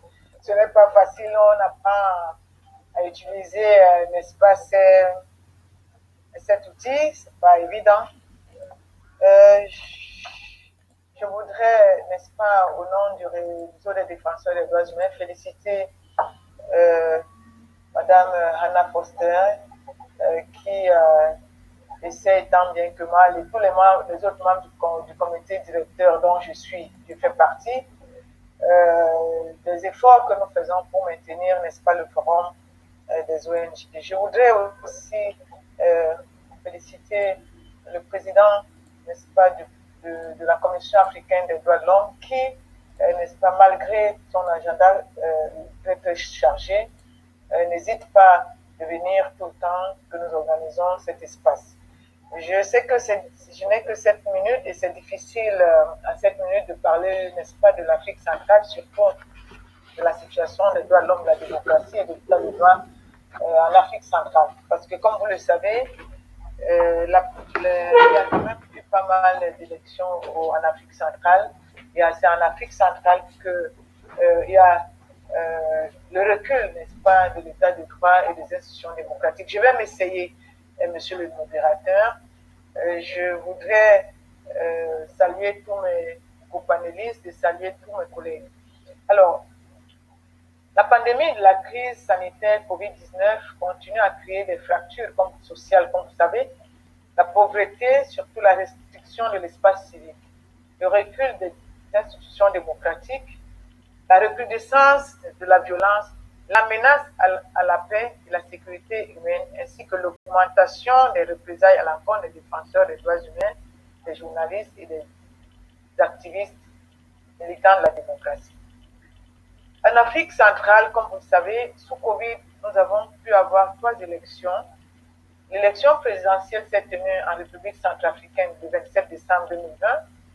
Bien qu'il faille féliciter la Commission nationale d'évaluation, la paix qui commençait à se faire sentir est plus que jamais menacée malgré l'appel au cessez-le-feu de l'accord de paix de Khartoum et la mise en place de la Commission Vérité, Justice et Réconciliation. En République du Congo, comme vous le savez aussi, le 21 mars 2021, l'élection présidentielle s'est tenue. La curiosité, c'est que la Commission nationale des droits de l'homme et les ONG de la société civile n'ont pas pu obtenir des accréditations et les laisser passer par les autorités pour observer les élections. Le jour de l'élection présidentielle a été déclaré ville morte par le gouvernement et du 20 au 23 mars 2021, les populations et les organisations de la société civile se sont réveillées par la coupure de la connexion Internet alors que c'est un droit fondamental. Monsieur le Président, Mesdames et Messieurs, chers collègues, en prélude de l'élection présidentielle du 13 avril 2021 au Tchad, on a observé une recrudescence, n'est-ce pas, des violations préélectorales, notamment l'inculpation du défenseur des droits humains Mahamat Nouri Bidou et 13 autres manifestations pour coups et blessures volontaires, troubles à l'ordre public, destruction de biens publics par la haute cour de N'Djamena. Ils ont été transférés à la prison d'Amsimé à N'Djamena, au Tchad. Des arrestations et détentions arbitraires des défenseurs des droits humains et des journalistes pendant le Covid. Vous remarquerez que le Covid a été un prétexte pour le gouvernement au niveau de l'Afrique centrale pour non seulement restreindre l'espace civique des défenseurs, mais en plus de les mettre pratiquement dans les prisons, alors que tout le monde sait que l'Union africaine et les Nations Unies ont appelé plutôt à décongestionner des prisons. Il est quand même surprenant de constater qu'au moment où les institutions régionales et internationales demandent au pays de décongestionner les prisons, on assiste à plus des arrestations. C'est ainsi qu'en République démocratique du Congo, en février 2021, on a 6 journalistes de la radio communautaire Bomba, nommés Henri et Bol, ont été, n'est-ce pas, arrêtés et ils sont condamnés à 3 ans de prison et au paiement d'une amende de 500 000 francs congolais de dommages et intérêts. Les noms sont, n'est-ce pas, sur notre rapport parce que le temps presse. En République du Cameroun, le 10 novembre 2020, c'est les avocats, 2 avocats du barreau du Cameroun qui ont été, n'est-ce pas, arrêtés et mis en prison centrale pour poursuivis pour outrage à magistrat. 2020, c'est les violences policières sur les avocats au barreau du Cameroun. Et 2021, c'est les militants du mouvement, 2021 avril, c'est les militants du mouvement pour la renaissance du Cameroun. Militants of the Renaissance movement were arrested. They had been arrested in September 2020. In fact, after a peaceful demonstration today, they are being tried before a military court. And we know that the principles and guidelines and the fight against terrorism require states not to try civilians before military courts. On 6 April, their detention was prolonged for 6 months. And there are at least 100 militants who demonstrated peacefully. And in Gabon, Republic of Gabon, on 18 February 2020, members of the Casserole Revolution were shot dead by the police in a peaceful demonstration in Libreville. On 28 February 2021, leaders of the Casserole Revolution movement once again were arrested by law enforcement during a peaceful demonstration. And they were arrested for instigating violence in Chad in November 2020, 27 November. Arbitrary Kemba Dida Allen was arbitrarily arrested, and others. Ladies and gentlemen, Honourable Chairperson of the African Commission on Human and People's Rights, in all these arrests, those who bear the heaviest brunt are human rights defenders. Us in Cameroon, every single day, people are arrested and threatened and tortured and exposed to inhuman and degrading treatment. We have, for example, 27 September 2020, journalists were tortured, and human rights defenders whose offices were ransacked. In the DRC, a lot of reprisals occurred, and the ANR, that is the National Intelligence Agency, is used as a tool for repression and for constantly threatening human rights defenders in Central Africa. In the DRC. Well, I need to also mention issues of social network and reprisals online, because you are well aware that human rights defenders are being monitored, and all they have left is the social networks. And we note that they continue to be monitored, increasingly monitored, in the social networks with hate language leveled at them. And social networks are being used also as a tool for repressing them. And the government has put in place platforms, in fact, used by intelligence officials to monitor closely everything that we are doing. All our activities on social networks, and you are well aware that the internet is a fundamental right, and in the COVID situation, that's all we have left, in fact, to conduct our activities. Social political security crisis in Cameroon, the Central African Republic,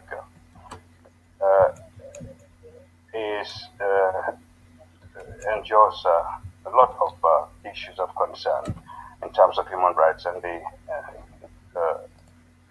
security situation is very worrying in this zone. We have armed groups that perpetrated attacks at the last election, and Boko Haram also since 2016 increased with the COVID pandemic and caused a lot of deaths, including women, young girls, and internally displaced people by the thousands, as well as the resurgence of poverty.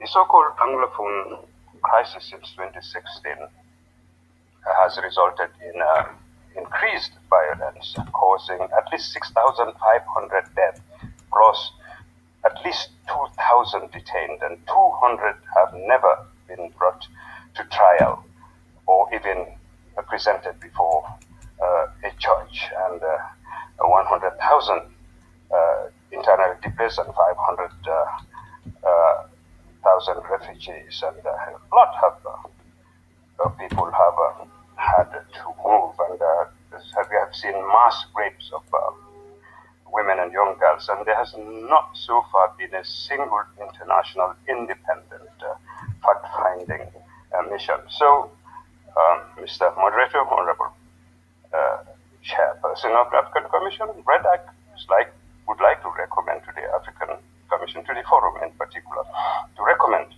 the African Commission on Human and People's Rights to call on Central African states to include civil society in the measures against the second wave of COVID.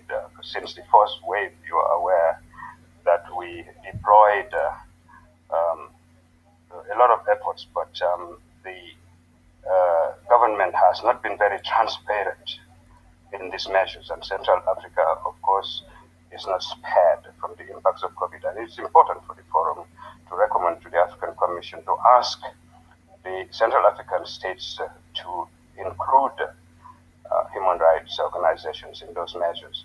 And the Forum should further encourage the Commission to call on Central African states to demonstrate increased political will to give effect to the provisions of the African Charter on Human and People's Rights, to help consolidate democratic institutions, observe fundamental rights, consolidate peace, and by, among others, releasing human rights defenders and journalists imprisoned, and also by taking ownership of the African Charter on Democracy, Elections and Governance, by respecting the guidelines on the freedom of association and assembly, and the principles and guidelines in the fight against terrorism, by adopting a law protecting human rights defenders in Central Africa, and putting in place mechanisms to silence the weapons, and urge Cameroon to accept an independent, impartial, international fact-finding mission composed of the African Commission, the AU, UN, in collaboration with the National Human Rights Commission, civil society organizations, and friends of Cameroon, in order to open the way to a ceasefire and to put in place the Truth and Reconciliation Commission in order to fight against impunity in the conflict zones. I'd like to thank you very much, Honourable Chairperson, for your kind attention. Thank you very much, Madam Maximilian, for that elaborate presentation on the situation of human rights in the Central Africa.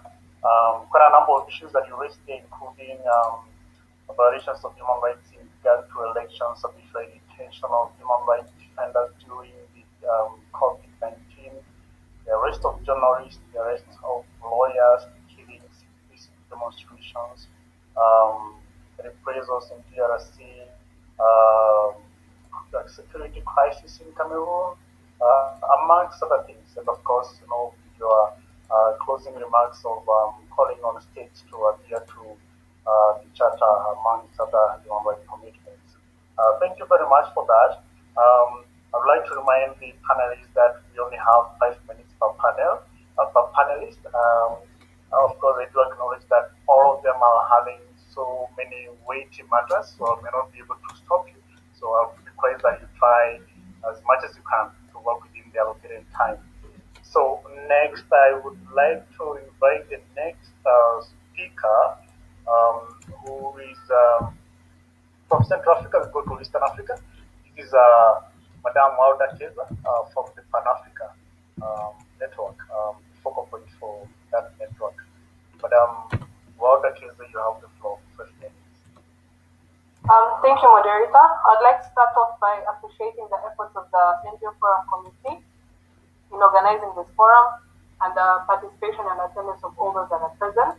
I'll be presenting an update on the situation of the human rights, democracy, and rule of law in the Eastern Horn of Africa.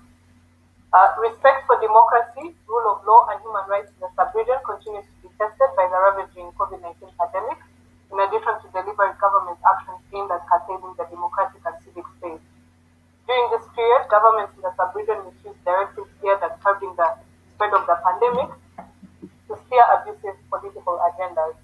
There were increased reports of violations to the rights of freedoms of opinion and expression, association, and peaceful assembly. States are cautioned that all restrictions to prevent the further spread of the coronavirus must be temporary, lawful, non-discriminatory, strictly necessary, and proportionate. Additionally, this period witnessed government changes in several countries. In Tanzania, President John Pombe Magufuli passed away in March 2021. Samia Suluhu Hassan was sworn in as new president, promising reforms for press freedom, due process, a scientific approach to COVID-19, and an open foreign policy. Other countries in East Africa conducted elections in processes that were criticized as not free or fair. Uganda, Djibouti, and Tanzania went to the polls that saw the incumbent respective heads of state re-elected to office in flawed processes. In the case of Djibouti, the election process and operations completely lacked credibility. The political climate in this country was reported as restrictive, with infringements on press freedom and political opponent harassment. This statement illustrates key infringements on democracy, rule of law, and human rights. Burundi has been in a state of political, human rights, and humanitarian crisis since April 2016. Grave human rights violations and abuses have been documented, affecting a range of civil, political, economic, social, and cultural rights. The environment for civic space and human rights defenders remains restricted. With the May 2020 election, the sudden passing of President Pierre Nkurunziza and the swearing in of a new president, Evariste Ndayishimiye, in June 2020, there was hope that the country would change course, but these hopes are yet to materialize. Recent months have witnessed positive signs. For instance, the authorities' release of detained journalists. Burundi and its partners may now attempt to normalize relations. However, the human rights situation remains serious. Djibouti and Eritrea remain closed authoritarian regimes, ranking among the most repressive for freedom of expression, peaceful assembly and association, and for HRDs in Africa. In Djibouti, the political scene is closed with no short-term prospects for change. This was evident again in the April 2021 presidential election, which saw the re-election of President Ismail Omar Guelleh. With over 98% of the vote, Eritrea remains under the dictatorial rule of President Isaias Afwerki, with no opposition parties or independent civil society organizations. Grave violations continue to be reported with complete impunity.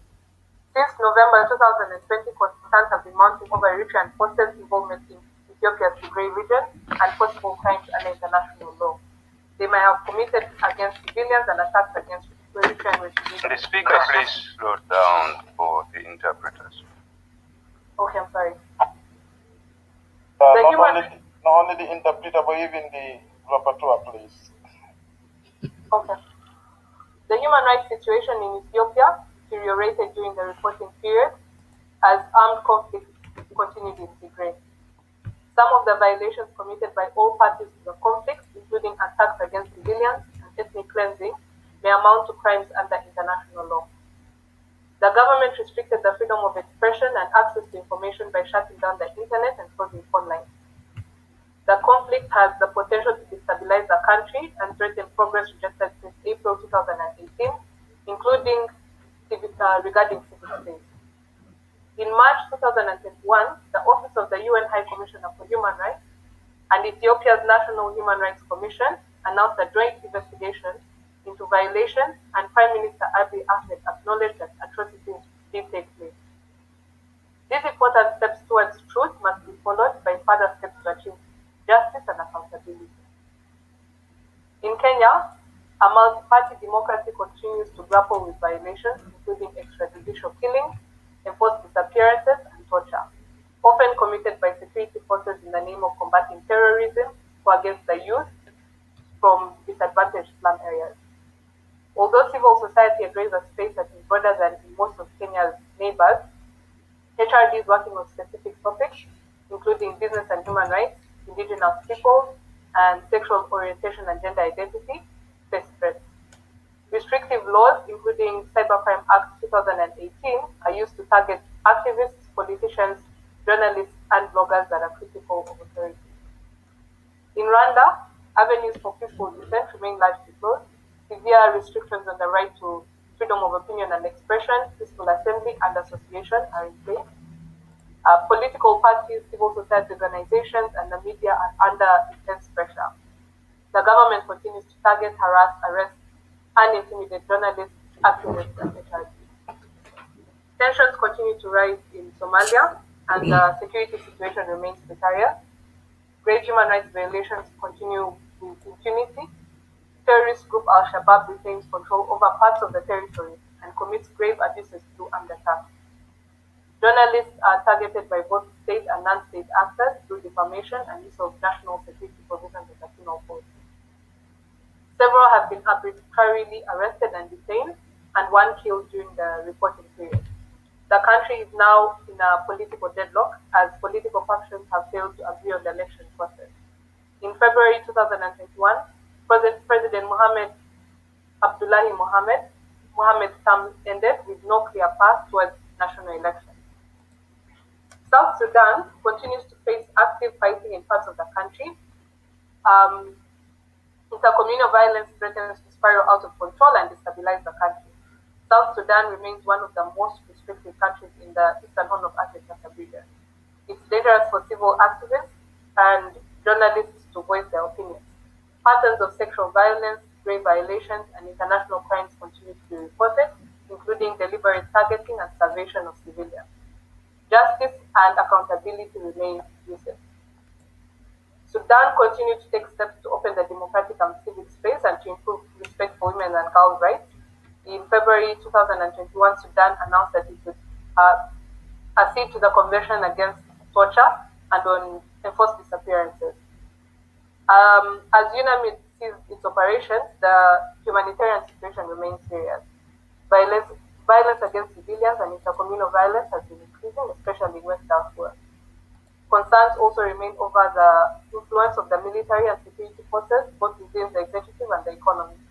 Accountability for the violations and abuses committed under the former regime, both in Khartoum on 3rd June 2019 and in other parts of the country, including conflict and former conflict areas of Darfur, Blue Nile, the Eastern region, and South Kordofan, over the last 3 decades remains elusive. However, in February 2021, Sudan and the International Criminal Court signed a cooperation agreement on Ali al-Kushayab's trial. The UN Integrated Transition Assistance Mission in Sudan is now operational. Over the last 5 years, Tanzania slipped towards authoritarianism. The re-election of President John Magufuli in October 2020 came against the backdrop of a series of repressive laws and extra-legal measures used by the government to restrict the state for independent actors. Several political opposition members were subjected to physical attacks. Fear and self-censorship rose as media houses saw their licenses suspended or revoked. HRDs were detained, lawyers disbarred, and human rights NGOs targeted. Post-election repression was denounced by international actors. The sudden passing of President Magufuli in March 2021 and the swearing-in of President Samia Suluhu Hassan offers hope. In early speeches, President Hassan has indicated that she intends to uphold freedom of expression and due process and to address the COVID-19 pandemic. She also ordered the Information Ministry to lift the ban on all media outlets that were suspended or punished. During Uganda's election period, political opposition members and supporters, journalists and activists were targeted. There was a spike in targeted attacks against HRDs, journalists and opposition members. Electoral violence rose during party primaries. The election results were contested. Several journalists reporting on the election were arrested and beaten. As many as 430 political opposition supporters may have been abducted and some tortured. The government dispersed peaceful protests using excessive and unwarranted violence and arresting protesters. Ugandan citizens' rights to freedom of opinion and expression, peaceful assembly, and association are increasingly under pressure. The country, however, remains a hub for human rights defenders in the sub-region. A law on the protection of human rights defenders is currently under consideration by the Parliament. In light of the updates and trends observed, Defenders makes the following recommendations for action by the African Commission on Human and People's Rights. Call on all member states to ensure the protection of human rights defenders, notably by observing the African Charter on Human and People's Rights. Call on all member states to adopt specific legislative measures to recognize and protect the status of HRDs and provide a working environment conducive for civil society. Call on member states to cease the harassment and arbitrary detention of marginalized human rights defenders, including those working on LGBT rights. Call on the government of Burundi to implement all relevant resolutions, including the ACHPR Resolution 396, and to continue to monitor and report on human rights violations in Burundi, and engage in efforts to find a peaceful solution to the crisis in Burundi or relevant fora. Support the government of South Sudan to immediately establish and operationalize the hybrid court for South Sudan and other transitional justice institutions as per Chapter 5 of the Revitalized Peace Agreement, and to ensure accountability for crimes committed since 2013. Call on the government of Ethiopia to allow and facilitate investigations into violations committed by all parties to the conflict in Tigray, as per the agreement signed between the Office of the UN High Commission for Human Rights and Ethiopia's Human Rights Commission, ensure protection of civilians, and allow full and unhindered humanitarian access to the Tigray region, as well as protect independent civil society actors. We also call on President Samia Suluhu Hassan's government to implement press freedom reforms, uphold the rule of law and due process, and follow a scientific approach to COVID-19 in full respect of human rights. We call on states to abide by the guidelines on freedom of association and assembly adopted by the Commission during its 60th ordinary session. And finally, we call on all member states who have not done so to deposit the declaration is not answering. Please try again of the African Court on Human and People's Rights to allow individuals and NGOs to directly submit their cases to the court. Thank you very much. Thank you very much, Madam Keza, for that elaborate report. In the interest of time, I will not attempt to do a recap, but I would like to encourage all the speakers to send their presentations to the NGO Forum Secretariat for completion, so that whatever may not have been enough time is included in the report. So from East Africa, we now go to the Northern Africa. We're going to have Mr. Naji Moli Lassen. This is from the Network of the Independent Commission for Human Rights in North Africa. Mr. Naji, you have the floor. Thank you very much. Thank you very much. So, greeting to all of you from CADH. On the behalf of the Network of the Independent Commission for Human Rights in Northern Africa, I will present the overview of the situation of human rights in Northern Africa.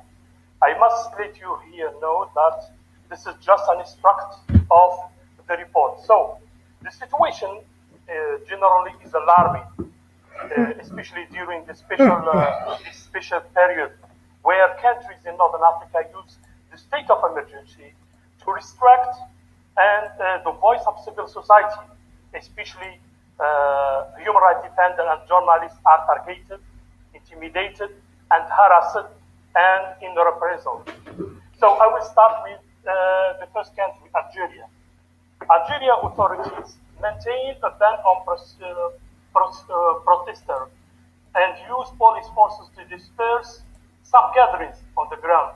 As for several peaceful demonstrations by Hirak movement protesting about their life condition, including the right to economic, social, and cultural rights, sometimes with the use of excessive security forces. Authorities arrest hundreds of peaceful protesters, releasing most without charge after a few hours, but prosecuting and imprisoning dozens. Security forces use to disperse protests against unemployment and peaceful gathering of political groups.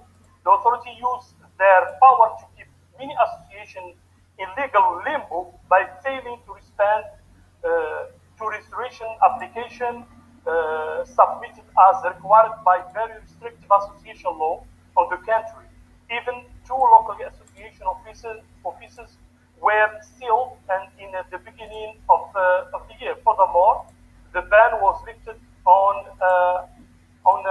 activities.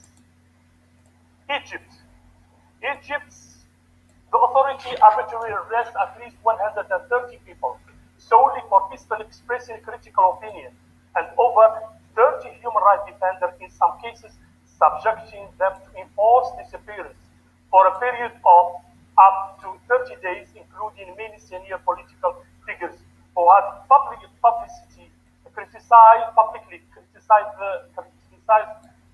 the president to attempt to run against him in the president's election. The new legislation threatening freedom of expression, association, and peaceful assembly came into effect. The Egyptian authority ratified two laws, mostly independent media, by giving the state almost total control over print, online, broadcast media. The police responded harshly to the people protesting peacefully against austerity measures. Security forces at least arrested 35 people on charge of participating in unauthorized protest and membership in a terrorist group for protesting against the rise in ticket price in Cairo Metro. Libya militia, armed group, and security forces continue to commit with impunity crime under international law and gross human rights violation abuses in the context of armed hostility, including war crime throughout the year. In this context, it is incredibly difficult to protest and promote freedom of association and assembly in the country. Many journalists, human rights defenders, and other activists were attacked, forcing them to flee the country. The current situation in the country is highly unstable and fragile. Morocco authorities impose restriction on freedom of by banning or limiting the authority continue to restrict the access to the country of international organization to conduct research on human rights.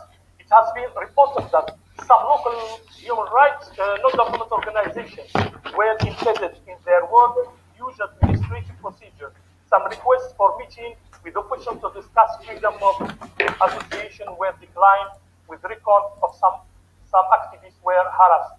Mauritania, the Ministry of Interior has withheld recognition from several associations to campaign on controversial issues.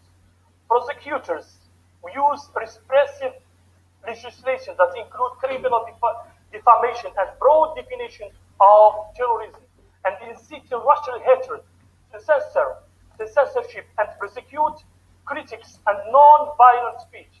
A non-discrimination law adopted in 2017 states in Article 10, whoever encourages an incendiary discourse against the officials. Tunisia, the authority arbitrarily arrests protesters and prosecuted people for peaceful expression of their views.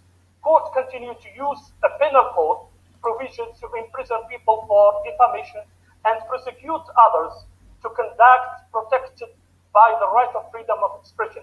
Police and other security forces at the time used excessive force when policing protests and sport, even conducting other law enforcement operations.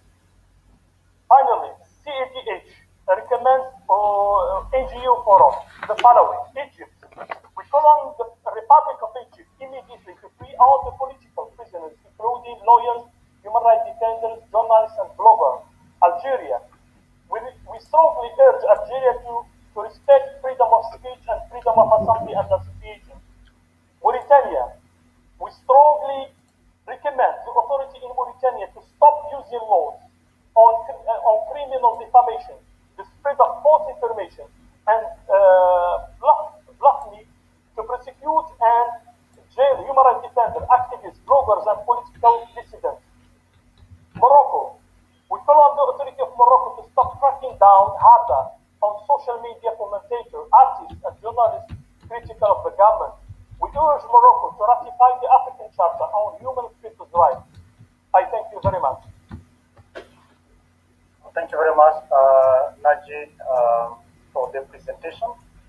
I will now move on to the next speaker, but before we do that, interpreters will be getting a notification from some participants that they are not able to get the French interpretation clearly. We will now go on to the next speaker.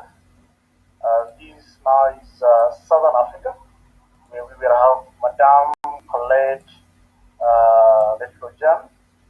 This is from the Human Rights Institute of South Africa. Madame Colette, you have the floor. Thank you, Mr. Guilford Kimaspise, moderator. My name is Kathy Kodiemoka, and I'll be presenting a statement on behalf of the Executive Director of UNISA, Colette Letlojan. It is a privilege for the Human Rights Institute of South Africa as the NGO forum focal point for Southern Africa to present a statement on the situation of human rights, democracy, and the rule of law in the Southern Africa region.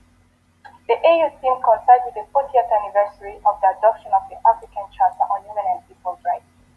The achievement of this milestone provides opportunity to reflect on contribution of the African Charter to change human rights situations in the region and its impact to the ordinary people living in far remote communities in the African continent. The global pandemic has revealed the pre-existing economic and social conditions in African society and the persisting hostile environment impeding civil society and human rights defenders to promote civil and political rights, human dignity, accountability, freedom of expression, association, and assembly as safeguarded in the African Charter on Human and People's Rights. In terms of right to access to information and transparency, access to information and transparency is crucial during this unprecedented time, and no one should be left behind in decision-making regarding prevention. Sorry, Kathy. Someone, could you kindly mute your mic if you're not taking the floor? Please go on, Kathy. And no one should be left behind in decision-making processes regarding prevention and procurement of COVID-19 pandemic vaccines. This will enable people to make informed decisions whether the vaccine is detrimental or beneficial to their health conditions. The transparency would also inspire communities to act on time against militancy and corruption. The AU team on arts, culture, and heritage provides an opportunity to bring on board all stakeholders, including the traditional practitioners, in efforts to combat COVID-19. In addition, African Union encouraged states to allocate 50% of the annual budget to improve the health sector under the Abuja Declaration of 2001. Only few states have managed to meet the 15% annual budget, causing a backlog in securing the COVID-19 vaccine. In terms of governance and accountability, while there is significant progress in advancing provisions of the African Charter in some countries, for example, Angola enacted a law to promote and protect the rights of sexual orientation and gender identity people and decriminalization of same-sex marriages. However, not much has changed to enable human rights defenders to perform their duties. They continue facing risk in hostile environments and the use of state apparatuses and security agents, including surveillance, torture, persecution for conducting monitoring, documentation of police impunity, and using excessive force to citizens protesting for basic service delivery in the country. Particularly, during January and February 2021, this ended with 15 people murdered, 22 arbitrarily detained, and 20 injured. 5 convenants of protesters were placed under house arrest and had their homes searched. This culture of brutal security agencies also systematic in Zimbabwe with impunity in clamping down dissenting voices, shrink democratic states promoting human rights, freedom of expression, association, and assembly. Marco Borrero Harutu Ishe, a young leader, has been maliciously charged and sentenced to 14 years imprisonment for inciting public violence and mobilizing citizens to vote against police officers who were arresting rebels emerging in Harare. This is in spite of adopted African Commission Human Rights Commission Resolution 443 condemning human rights violations, including right to fair trial and legal assistance, impartial investigations, torture, freedom of association and assembly in Zimbabwe. In South Africa, the continued police brutality used live elimination to disperse peaceful student protests and murdered a bystander, so-called TV Tumba. In terms of political intolerance and violence in elections, in Zambia, a cybersecurity and cybercrime bill has been signed into law. The timing of the bill could lead to blanket internet shutdown and increased suppression of free speech. This is particularly because general elections is due to take place on 12 August 2021 in a suppressive environment to exercise freedom of expression, right to association, and assembly. In terms of violation of vulnerable groups, xenophobic attack and hate crimes against migrants and LGBTIQ people continue to be a societal epidemic in South Africa. Migrants are blamed for government failure to deliver basic services, including some politicians' effort to shift focus on corruption to incite hatred and violence against migrants. On 8 March 2021, a group of thugs in Durban, CBD, had beat up shop owners and photo-bombed their belongings, leaving migrants in fear of their lives. Whilst Famandla Khoza, a gay man from Durban, was reportedly stabbed to death in a suspected LGBTIQ hate crime. Although the government launched the National Action Plan to combat xenophobia, racism, discrimination, and related intolerance, this kind of attack is not a new phenomenon. The African Commission on Human and People's Rights passed Resolution 273 to end violence targeting LGBTIQ, and 151 and 304 resolutions adopted in 2014, 2008, and 2016 condemning these heinous crimes and urged states to establish judicial procedures responsive to the needs of victims. In terms of women, peace, and security, peace and security is one of the core pillars of the SADC states safeguarded in protocols and frameworks of the region for maintaining peace, security, and stability in the region. However, Cabo Delgado province in Mozambique has been plagued by terrorist insurgents since 2017.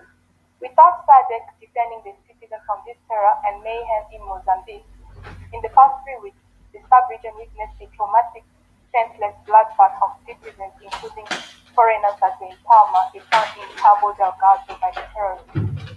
This has generated a severe humanitarian crisis, with over 700 people displaced without food, water, healthcare, and other fleeing for refuge in neighboring states. In terms of gender-based violence and femicide, this disproportionate gender-based violence in South Africa remain a concern because women live in fear of their lives. The mutilated body of a woman was recently found on the roadside near Pine Town, Durban. Considering that a woman is being killed every 3 hours, civil society organizations and citizens push for the adoption of the 3 bills to curb the threat of gender-based violence and femicide. These bills can only succeed if they find through effective prosecution and convictions of suspects. Furthermore, acceleration in implementing the recently launched National Action Plan for Women and Security will free women and children from hate and sexual crime. We are recommending the NGO Forum to adopt resolution requesting the African Commission on Women and People's Rights urge state parties to do the following: to ensure citizens access to information in open, transparent, enabling environment for freedom of expression and make informed decisions regarding COVID-19 disease. To use the AU team on art, culture, and heritage to engage traditional practitioners in efforts to combat the pure human-like COVID-19 pandemic. In addition, implement Abuja Declaration for allocation of 50% of annual budget to comprehensively address pandemic. South Africa implements African Commission on Human and People's Rights Resolution 151-304-273 to combat the scourge and conduct social cohesion programs to cultivate unity, solidarity, coexistence among African people to end xenophobia, discrimination, hate crimes against migrants and LGBTIQ people. Encourage country rapporteur on Mozambique and special rapporteur on the rights of women in Africa to conduct promotional missions to encourage implementation of UN Security Council Resolution 1325 to protect women and children against sexual violence, participation in peace negotiation and mediation, and address these crimes that are clearly constituted crimes against humanity. Encourage country special rapporteur on Angola to conduct promotional missions to Angola, particularly investigate events that led to the murder of 16 people that participated in assembly in January 2021, including the injured and arrested for participating in the march. Encourage Zambia enact information law aligned to the African Commission on Human and People's Rights Model Law on access to information and enable free and open space for participation in elections through voter education, campaign, freedom of expression, and assembly. Urge Zimbabwe government to release Makomborero Haruzu Fish immediately and unconditionally, as well as implement the African Commission on Human and People's Rights Resolution 275 to address arbitrary arrest, police brutality, beating, torture, and extrajudicial killings of human rights defenders and civil society organizations to perform their duties without fear of reprisal. Decide a double troika to accelerate efforts to end terrorist attacks in Cabo Delgado province of Mozambique, including addressing humanitarian crisis, xenophobia, women, children, and vulnerable groups. I thank you. Thank you very much, Kathy Kotamoka. Participants, in view of the fact that we are racing against time, we would like to encourage you to send your comments, questions, and answers of the chat section so that we're able to save up on time. I would now like to invite the fifth speaker. This is from West Africa, Madame Melanie Combatede, the focal point for West Africa. This is West African Human Rights Defenders Network. Madame Melanie, you have the floor. Merci beaucoup, Monsieur le modérateur. Monsieur le Président de la Commission africaine des droits de l'homme et des peuples, honorable commissaire, tout protocole dûment observé. Le réseau ouest-africain des défenseurs des droits humains doit ici joindre sa voix pour honorer la mémoire du commissaire Gay et du professeur Heinz, que leurs âmes reposent en paix. Évoquer l'art, la culture et l'héritage dans la réalisation des droits humains et de la démocratie dans un environnement post-Covid-19 en Afrique rappelle que la vie humaine est déjà sacrée en Afrique. Et naturellement en Afrique de l'Ouest, longtemps avant l'adoption de tout texte international sur les droits de l'homme. Well before any adoption of international texts on human rights. Avait une place importante We know that Lord Griot had an important role to play in our society. Today, art is not doing bad, but they are nevertheless artists who are also harassed by the authorities and are arrested. Arts and culture do not have the same value as in the past. The restriction of social space of freedom, particularly the freedom of association and peaceful assembly in Nigeria, Sierra Leone, and Cote d'Ivoire. Message, please. As the rapporteur, I'm finding it difficult. It seems like both of them are speaking at the same time. I'm hearing the French version more than the English. Please. I don't know whether others are experiencing similar problems. Can I go now, please? Yes, the interpreter, maybe you can raise your voice a little bit so that. Yes, yes. Can you hear me now? Are you hearing the French? Yes, we can hear the English. I don't know about the others. I believe. No, I think he has a problem. Maybe he has a problem. Okay. May I continue or stop? Yes, Madame Mélanie, can we continue? Thank you. Okay. Les restrictions de l'espace des libertés publiques, notamment celle des libertés d'association et de réunion pacifique au Nigeria, en Sierra Leone, en Côte d'Ivoire, au Niger, au Togo et au Bénin ont été obstruées sur le fondement de la riposte à la pandémie du COVID-19 ou de la lutte antiterroriste. La période électorale, qui est une occasion de fête ailleurs, est devenue une période d'endeuillement des familles, d'atteinte aux propriétés publiques et privées.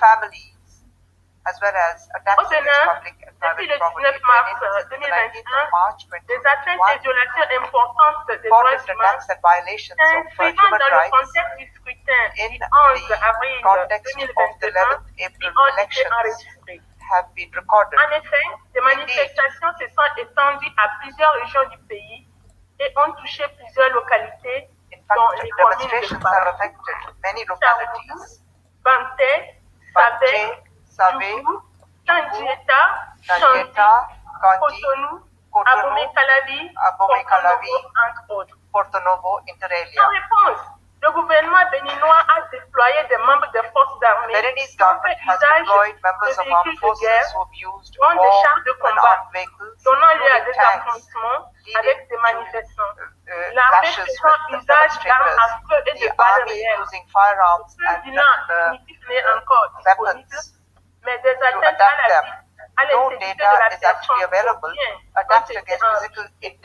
Des populations qui ont la répression se sont refugiées dans les champs. Plusieurs personnes ont été arrêtées, y compris des activistes politiques et des défenseurs des droits de l'homme.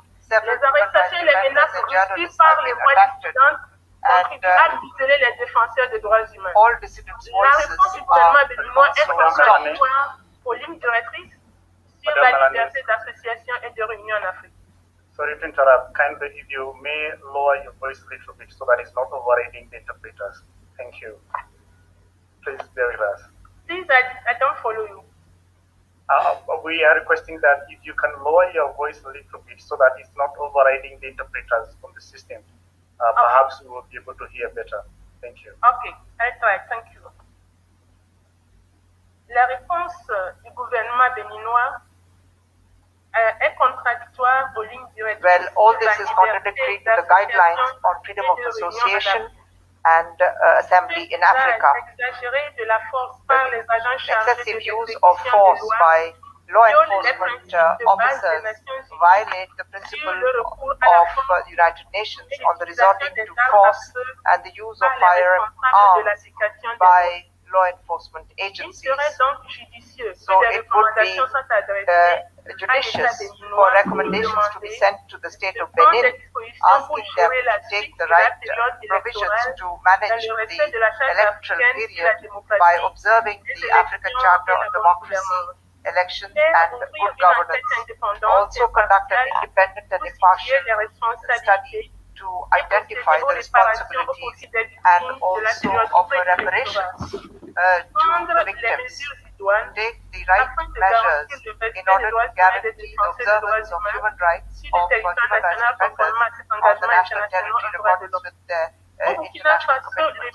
In Burkina Faso, the Ministry of Human Rights has been closed down, and the issue is managed by the Ministry of Justice henceforth. Still in Burkina, the bodies of the two human rights defenders assassinated in 2019 have not yet been returned to their families, allowing for their burial, so that the les menaces continuent pendant ce temps de planifier les collègues qui travaillent dans la province de Yaga, dans le Sahel, en Mauritanie.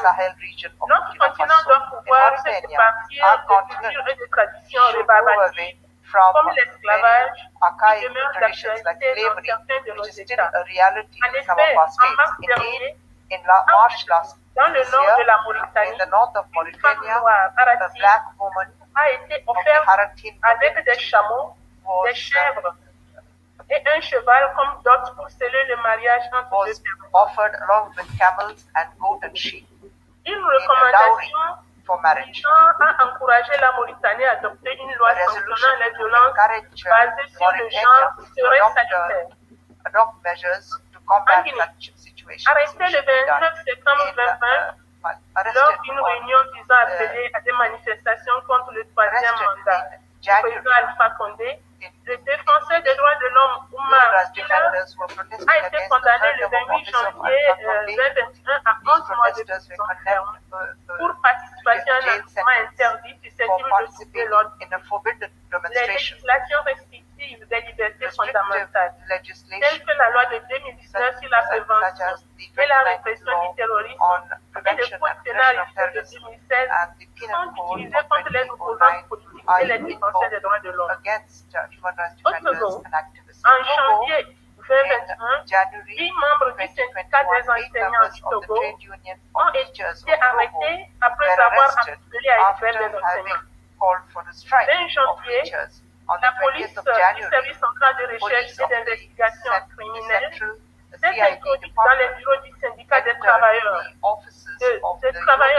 de la synergie des travailleurs du Togo, a interrompu une réunion et a arrêté 4 syndicalistes, dont 3 responsables du syndicat des enseignants sans mandat aucun. Les 8 personnes ont été libérées mais restent sous contrôle judiciaire. Les personnes appartenant au Parti national panafricain, arrêtées depuis plusieurs mois, sont toujours en prison et au moins 2 d'entre eux sont morts en détention. Après la modification de la loi sur la liberté de manifestation pacifique au Togo, la modification de la loi coloniale de 1901 et qui régit la liberté d'association est sur le point d'être modifiée par l'adoption du projet de loi de 2016. Un processus inquiétant qui écarterait la jouissance de la liberté d'association du cadre des lignes directrices sur la liberté d'association et de réunion en Afrique. Le climat de répression des manifestations a fait dire au président de l'association des jeunes pour la promotion et la défense des droits de l'homme qu'il y a un climat de terreur en Guinée-Bissau. En effet, en janvier 2021, une marche pacifique rassemblant plusieurs centaines de personnes opposant la fermeture des écoles à Bissau, la capitale, avait été battue par la police d'intervention rapide sur le fondement de la lutte contre la propagation de l'épidémie de Covid.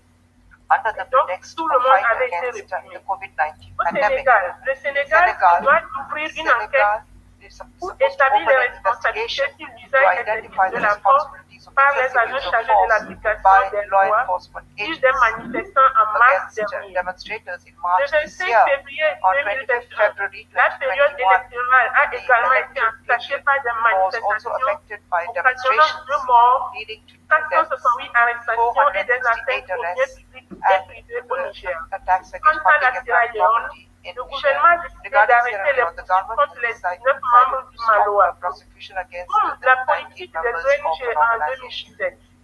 Le cadre de coopération au développement du 2019 donne au gouvernement des pouvoirs trop larges qui exigent un processus d'enregistrement obligatoire pour tous les groupes et associations afin de signer des accords de niveau de la planification et du développement économique et donne au ministère un large éventail de pouvoirs pour restreindre les libertés d'association et de réunion. En mars 2021, le ministère a publié un communiqué de presse indiquant que seules les ONG dont le nom est publié dans le journal officiel sont les ONG officiellement reconnues et que celles qui ne publient pas dans le journal officiel ne doivent pas être reconnues par le public et les partenaires donateurs. Les lois répressives se multiplient en Sierra Leone avec des restrictions accrues des libertés d'expression, de participation, de réunion et d'association. Pour finir, le réseau ouest-africain des défenseurs des droits humains encourage les États à investir dans la prophylaxie dans les laboratoires africains, surtout de renforcer la collaboration and strengthen collaboration between our states by resorting to traditional medical knowledge in order to overcome coronavirus on this continent. I thank you for your attention. Thank you very much, Madam Melanie, for the presentation. Without taking much time, I'll now go to the last speaker. But before I do that, I would like to thank those who are sending questions and comments on the chat section. Let's continue to utilize that because we'll come back to those questions immediately the presenters make their presentation. Next, who is the last speaker now? Last but not least, is the representative of the Lucifer Network. This is Mr. Emilio Manuel, the focal point for the platform of Lucifer organizations to promote and protect human rights. Mr. Emilio, you have the floor. Muito obrigado ao nosso moderador. Em nome da iniciativa para a criação de uma plataforma de organizações lusófonas dos direitos humanos, vamos apresentar este breve resumo da situação da saúde, violência policial, Sorry, Mr. Emilio, interpretation kindly. We are not receiving English interpretation. I don't know about the others. Can we check on that? You now hear the English interpretation? Yes, thank you. Yes, Mr. Emilio, you may proceed. That's great. Thank you.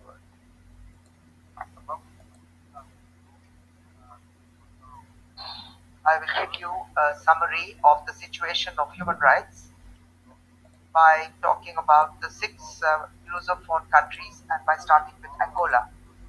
So we have recorded serious situations of police repression since March 2020 in Angola. More than 20 people were killed following the use of force by the national police during the period of exceptional measures due to COVID-19.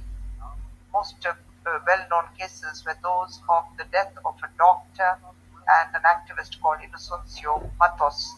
After more than a year, those who were responsible for these casualties have not been prosecuted. In the city of Kafou, more than 20 people were killed by the national police because of demonstrations they held. Police agents have not been arrested and they are going unpunished. The president of Angola has ended at the end of term of office and has proposed an institutional revision to in order to reduce resorting to courts of first and second instance. This is being criticized by judges.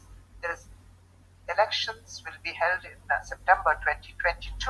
Judges have protested during the election of the president of the electoral chamber, and this process has not led to any positive decisions, and this has led to further suspicions. The Commission for Citizenship in Cabo Verde at the beginning of 2019 received 28 cases where police had intervened with the possibility of using excessive force. The right to good health, which offers good health, sorry to interrupt, Mr. Emilio. Life is the right of citizens. Sorry to interrupt. There is someone by the name, not here, it's not labeled the name. Kindly mute your microphone. The host, kindly you can help by muting that particular person so we're able to stop receiving their disruption. Someone by the name Nokia 2.3, we're getting noise from that mic. Thank you. Okay, Emilio, kindly proceed.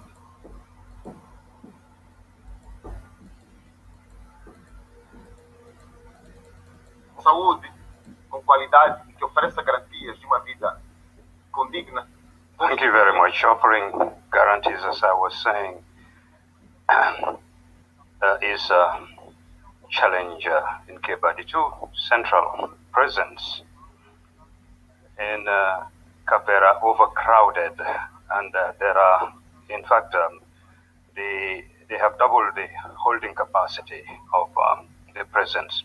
And despite the adoption of legislative and political measures in Cape Verde regarding decent housing, there is still a lot to be desired, because there are some makeshift houses and precarious houses still being built. Guinea-Bissau is one of the Lusophone countries which experiences worse situations with respect to political rights. And the lockdown under COVID has worsened the human rights situation, and the UN report on Guinea-Bissau mentions the persecution of journalists and the curtailment of press freedoms with arbitrary arrest, and the radio in station which criticizes the government was destroyed, and two political activists were beaten by law enforcement officials. And local radio stations, owners and officers were threatened with arrest and incarceration, including the coordinator of human rights, Mr. Da Costa, who was almost killed by an unknown person, because indeed he was protecting girls from forced marriage.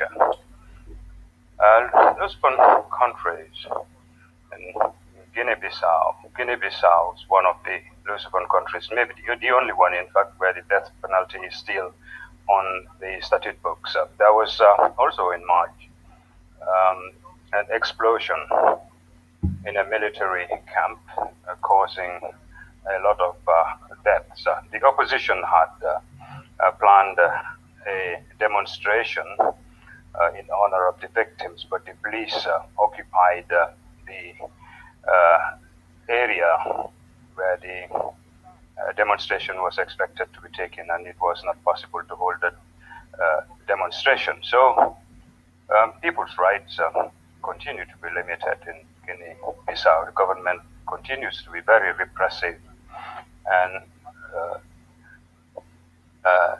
demonstrations cannot take place. NGOs are operating in a very precarious situation, and one of the most active organizations was banned from operating in 2019. This was the CEIDGE.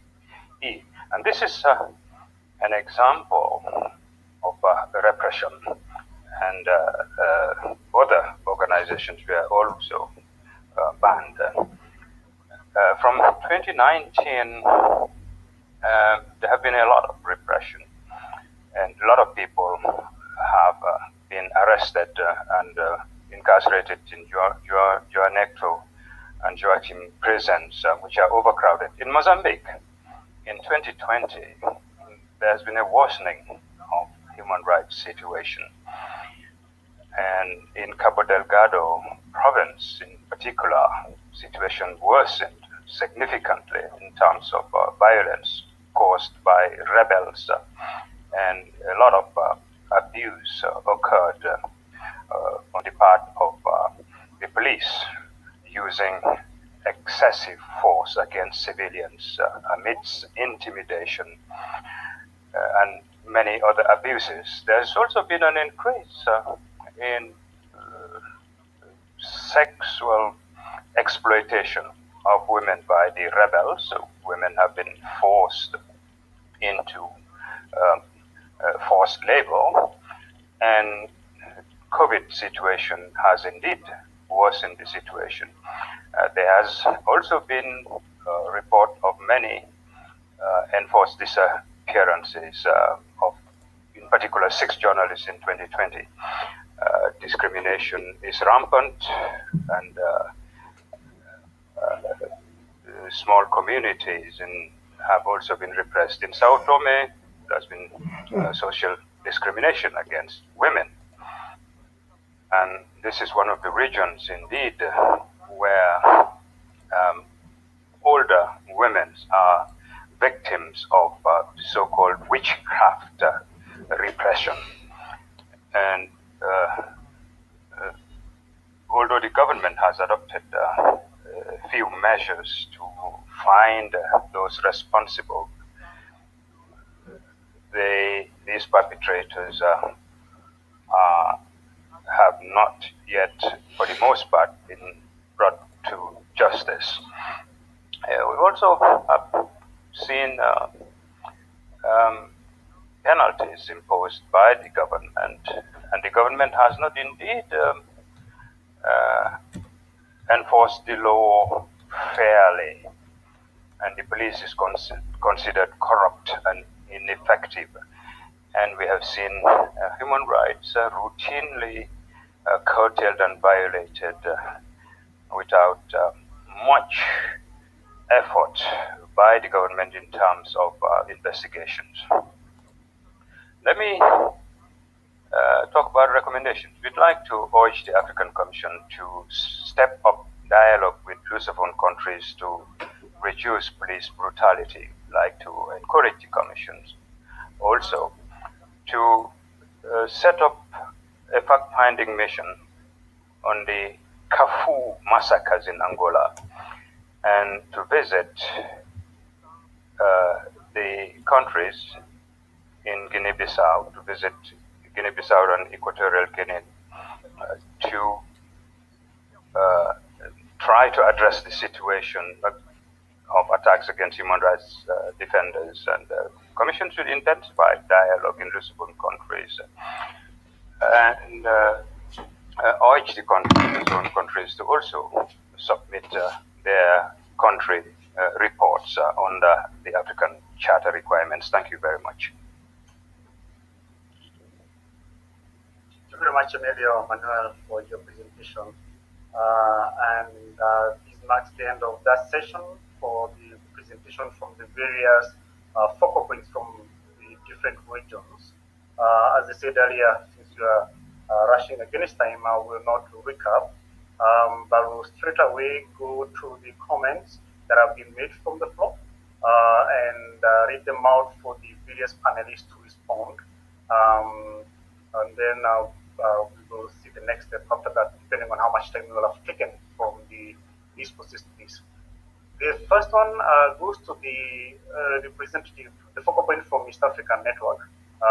There are two questions and one comment relating to East Africa. I'll read them to you, and then I'll read them all, and then we will, start with the panelists based on that order. So I start with East Africa. In the context of relationship between ethnic differences as a violation of human rights, can we consider what is happening in Eastern Sudan between the Bani, Amer, and Nuba tribes as an example of this kind of relationship? And in your opinion, what is the role of the Sudanese transitional government to stop this? And then the second question relates to Rwanda. With regard to Innocent Bahati, a popular Rwandan poet known for his open and critical expression on social issues. He publishes his poetry on YouTube and Facebook and regularly performs at poetry events. Bahati has been missing since 7th of February 2021. After 2 days of trying to establish his whereabouts, his friends reported Bahati's disappearance to the Rwanda Investigation Bureau, who said Bahati was not in their custody and that they were investigating the matter. Friends and associates of Bahati believe that his disappearance is in relation to his critical poetry, particularly his recent poems on hunger, poverty, and long regulations. It is reported that before Bahati went missing, a prominent pro-government public figure had posted a comment on Facebook linking Bahati's views to President Paul Kagame's critics, who continue to face repression for their dissenting voices. It's also noted that in 2017, Bahati had disappeared yet again. That's a comment regarding the Rwanda case, and then the other comment is regarding Ethiopia. While we are talking about freedom and democracy, there are some countries that are not aware that the right to knowledge and the right to information has become an inherent human right. In just 4 days, during the first week of March, the Ethiopian military detained 5 journalists and other media specialists who are covering the conflict in Tigray. MAD for Peace Development and Human Rights expresses its concern about the arrest of journalists as the military operations continue in Tigray region. On February 27th, Ethiopian soldiers arrested 2 translators, Fitsum Berhan and Olulu Akal, 2 translators working for foreign press agencies. That's the second comment. I think the 3 go to the East Africa focal point. Now, one is a question to the Central Africa focal point with regard to the DRC.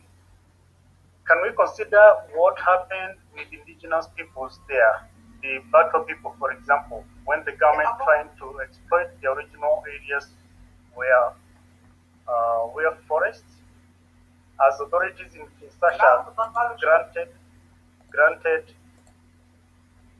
granted logging concessions to Chinese companies during the 2021 in forest across Equator, Chuaba, Mai, Dombe, Mongala, and the former Eastern Province. That is the question to Central Africa. And then lastly, there is a question to Southern African focal point regarding Mozambique. In the case of Mozambique, where terrorism is escalating, in your opinion, what are the reasons behind Mozambique's near fertile environment for terrorism? Is this due to the efforts that East and West Africa are trying to do, or are there cases inside Mozambique that allowed for more extremist external interference? So those are the 5 questions and comments. So we will start with East Africa focal point, and then go to Central Africa, and then Southern Africa. East Africa, this is Madam Awada Keza, you have the floor. Thanks, Guilford. I believe the 2 comments are supplementary to what we had in our statement on the situation of the human rights. So I'll be responding to the question that was posed on Eastern Sudan. So the tensions between the 2 tribes, which are largely over water and other resources, pose a significant challenge to efforts by the Sudan's transitional government. So there's a need to recognize the state of fragile democracy in the country, which can be easily impacted by such clashes. So while the transitional cabinet is tasked with the day-to-day running of the country, a joint civilian military sovereign council is overseeing an overall transition to civilian rule as demanded by the protest movement. And a key priority of this military civilian government has been ending the insurgencies in Sudan's far-flung provinces, including Eastern Sudan. So this includes engaging with the parties to clashes similar to this between the Bani Amr and Nuba tribes to establish peace through committing to and respecting the reconciliation deal. So the transitional government definitely plays a big role in monitoring that the tribes adhere to what they've signed to in the reconciliation deal, and ensuring that the deals actually do contribute to establishing peace in the different regions. So I hope that answers the question. Okay, thank you very much, Madam Mauda. Central Africa, Madam Maximilian, you have the floor.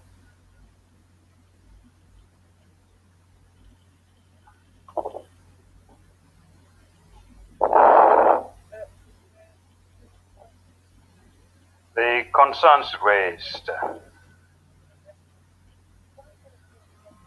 I think the concerns raised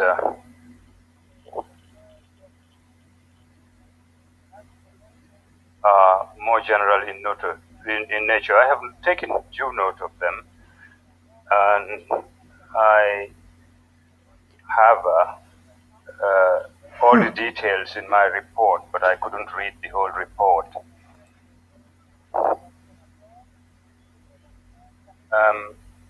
But let me say that the NGO Forum and the African Commission,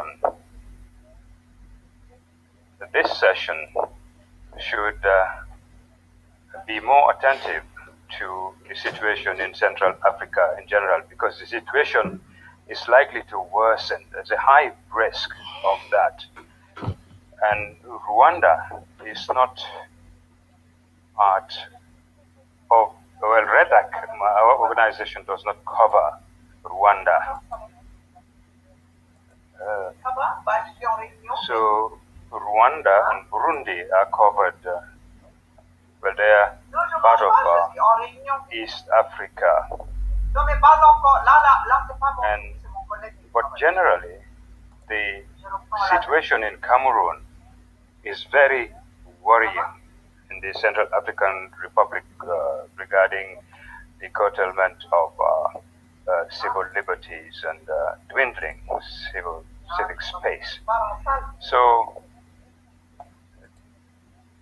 we want pressure to be brought to bear on these governments by the African Commission to spare a thought, greater thought to democracy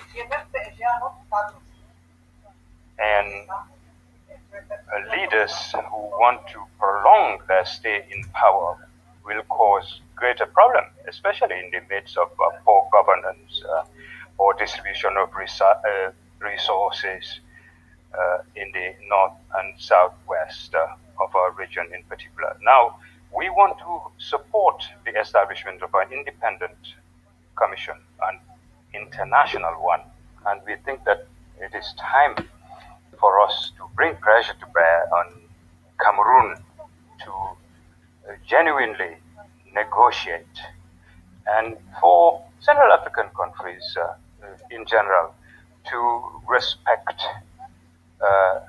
democracy and governance. These countries are not making any efforts in terms of observing respect of the provisions of our regional organizations' instruments. And African Commission should also ask the African Union to adopt targeted sanctions against these states, especially those who want to doctor the constitutions in order to remain in power forever. The African Union should shoulder its responsibilities. And the NGO Forum, part of the steering committee, in our recommendations, we need to spare special attention to Central Africa. The whole of Africa, of course, needs to urge Central Africa to do what needs to be done. Otherwise, the whole of Africa will suffer. Thank you. Okay, thank you very much, Madam Maximilian. Now we go to Southern Africa. Kathy, you have the floor in connection to the question on Mozambique.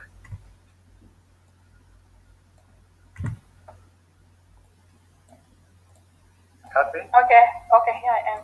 Okay, thank you, sir. Well, the SADC region silence about this deep-rooted militia, which is threat to the region, is a concern, which is a threat to the region. Also, the ability of Mozambique to defend citizens is not only a moral or legal duty placed by national imperative, but it is also international obligation. The contest for natural resources multinational companies in a reality in the continent. The wealth of the people is not protected for the welfare of citizens. Therefore, the African Charter places that duty on the state to protect their people against exploitation. So more needs to be done, hence we are approaching the Commission special mandate holder to conduct country missions to handle this matter constructively. Yeah.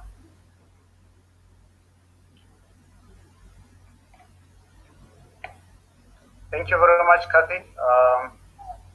I see 3 more comments. I will first of all read the one for English and then come back to the other one for Portuguese and French. This this is in relation to Guinea-Bissau. Guinea-Bissau is facing its worst moment concerning the freedoms of demonstration, assembly, and expression, alleging COVID-19 prevention measures where the country has lived for more than 3 months of serious in the public service decreed by the largest union, Central Union, where all rights to education, health, and other fundamental rights and services are restricted. The persecution of human rights activists are visible in all national territories. Therefore, the intervention of this forum is an asset to effectively alleviate suffering from suffering that is occurring in the country at this moment. Finally, I call for an objective, strong recommendation to the Guinea-Bissau government to end persecution, restriction, and fundamental freedoms. So that was a comment. Now, for the other comment, I don't know anyone from the panel that would like to respond to that comment as I get the translation of the other 2 comments. You can have the floor. Kathy, are you taking the floor? I see your microphone is activated. No, sir.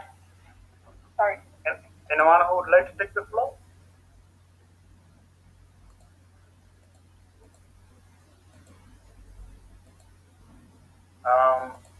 And for anyone who may not have been able to post a comment on the chat section for one reason or another, you can indicate by a show of hand so that if we conclude the session, you can ask the question.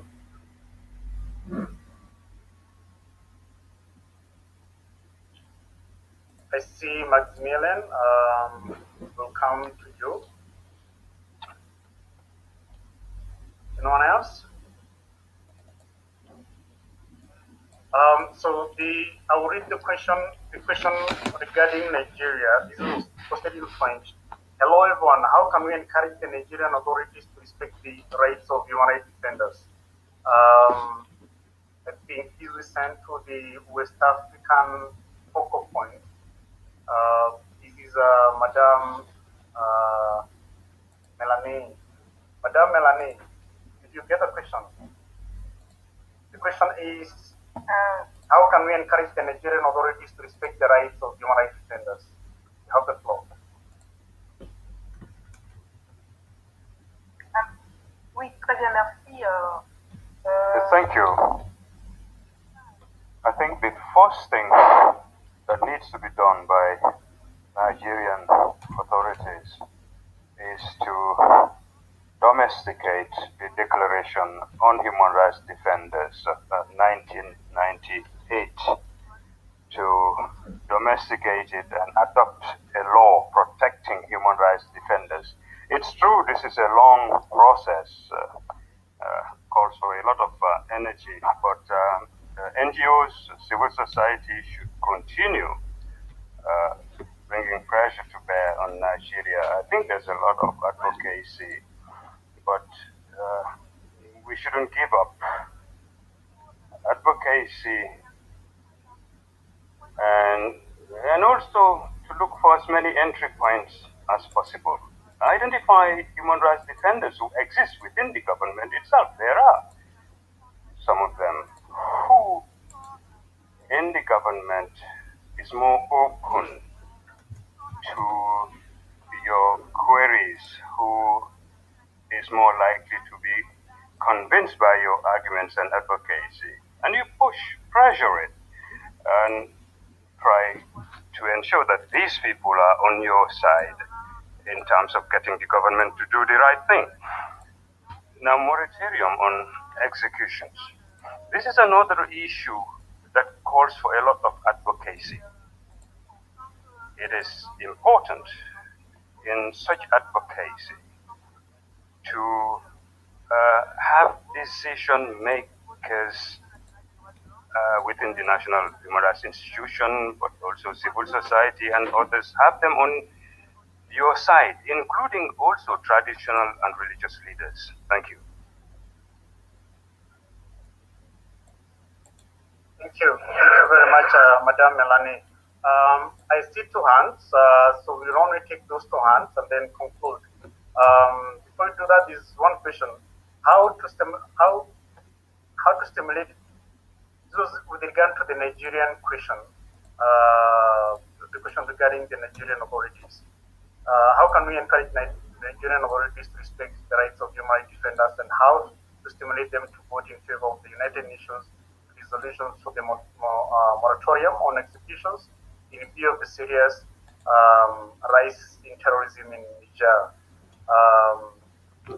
I believe that was answered by the West African representative, unless it's anything else that needs to be added.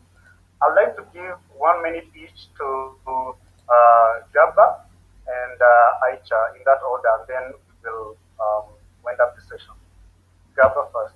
You have the floor. Sorry if I'm not pronouncing your names correctly. Gaba Ilu Amokla.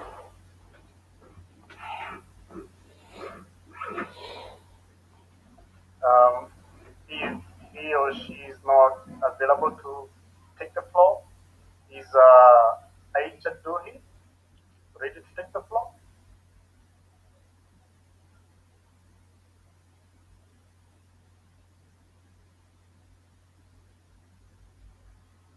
Okay, if not, then I will give this last person. This is David Twitek. Voices of something. David, are you available to take the floor? 1 minute to raise your question. Thank you so much. I hope you can hear me. Yes, we can hear you. First is to apologize for getting a bit late. We had a problem with the network there, but lastly I managed to join. So my name is David Twitek, the voice of Network of Indigenous Community in Kenya. That's the NICOC. So on behalf of this voiceless community, my few questions I've already posted on the chat is on the aspect of sidelining continuous marginalization of these minorities and indigenous community in our country, Kenya. And yet we have some of the communities have started enjoying the fruits of devolution, where we have a lot of counties and the services are brought closer to the common citizen. We as a community are still lagging behind. In some counties like Ethiopia County, where we have some of our communities who were displaced from Baringo, that is Bogoria, they tried to go and occupy that place, and they have been struggling from scratch. And in terms of seeking representation and possibly receive any kind of quality service from the government, is still a mirage, a difficult, very difficult thing to realize. So of late, there are several cases of cattle rustling. This has rendered our community more vulnerable and extremely poor, since in one simple case scenario, one person can lose their animals 7 times. You lose the first time, you again go back to your feet and work very hard to have another few just to sustain your family. Then they come again and rob it. And I think 7 times in one person in the indigenous community can tell you that there's something wrong. And then to add on that, as I finalize, there is a rising case of abduction with no clear direction. We are not aware whether it is the state agencies or whether it is the government agencies or criminal cults, where our people are arrested, somebody appears civilian, you're handicapped, you put in a private car, and then we start screaming and report the cases, and after 1 or even 1 month, found you dead. Kenya. So it's a very serious concern that I wish we can maybe through this forum. Good afternoon, David. Good afternoon, and I'm really sorry, Gifford, I have to step in because we have a special panel on the NGOs decision tomorrow. So I think that would be a better time to address that issue. My apologies, David. Thank you for your understanding. Thank you also. Thank you very much, Adama, for that guidance.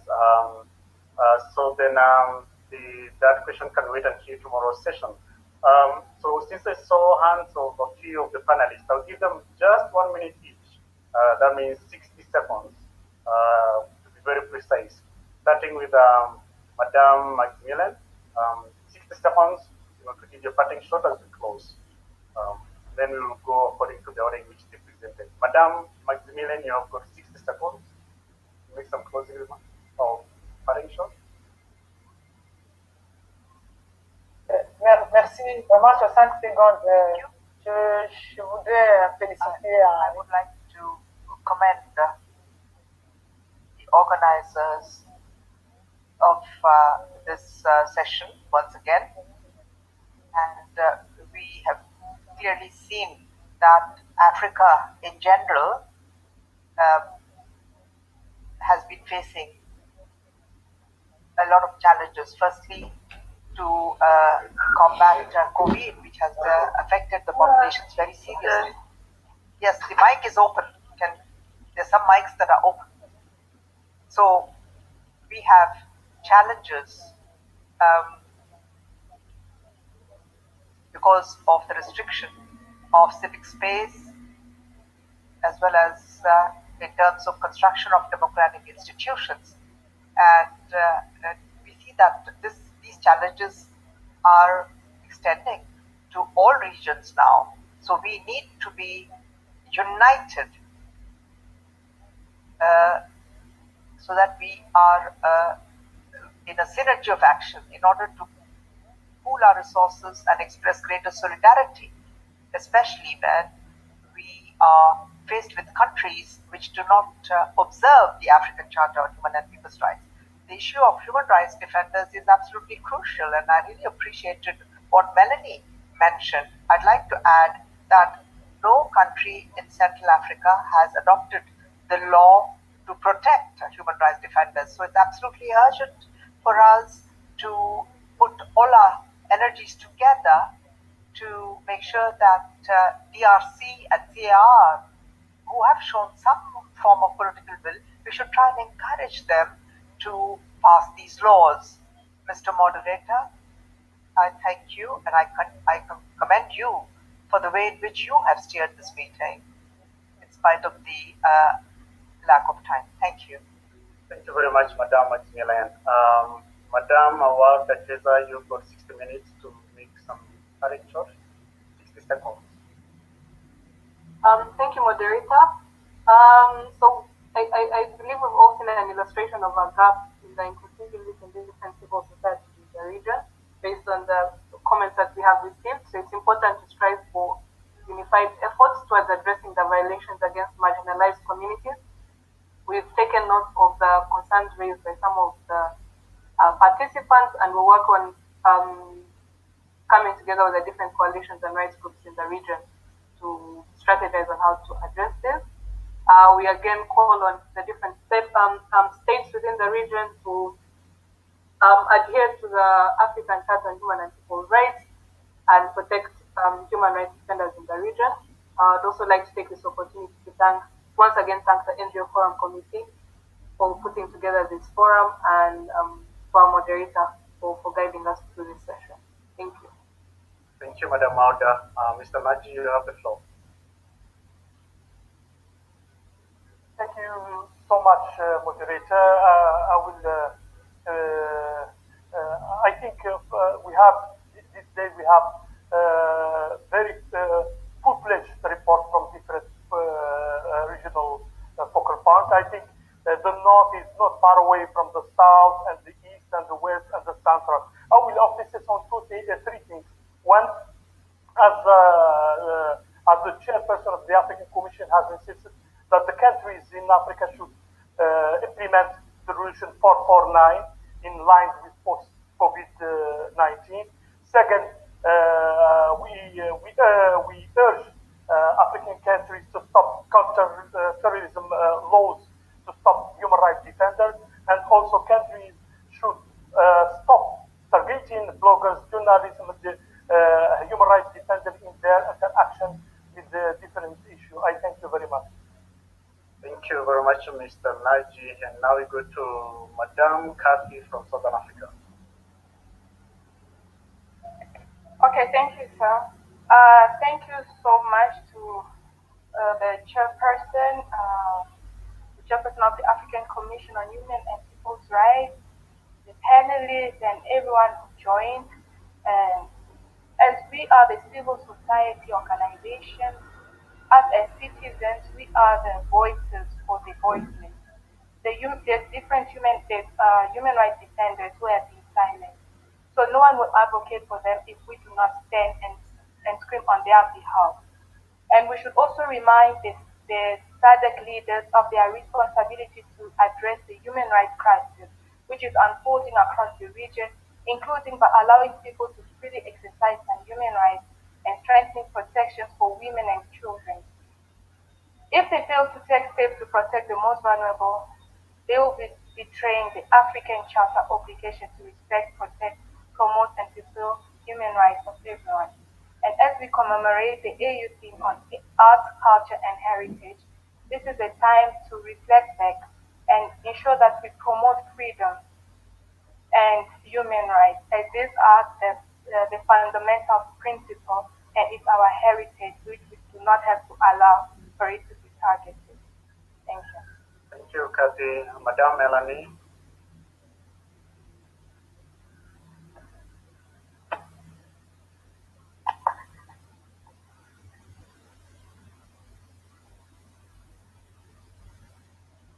Madame Melanie, you have got 60 seconds. Merci, Monsieur Moderateur. Thank you, Mr. Moderator. Well, on my side, I'd like to come back to the theme of this forum in order to draw the attention of our states to the need to refer to arts, culture, and the heritage of our continent, which is the oldest continent, because we know that Africa is the oldest continent on this earth, and it would be a great pity for us to not take advantage of this continent to make it grow. It's a pity to see situations where we attack human lives, whereas we know that human life is sacred on our continent. So we should take advantage of art, whereas we are on a continent where art has always been present. It's a pity that we are preventing the griots from talking. This is a continent where these singers have always had their voice in the society. Thank you.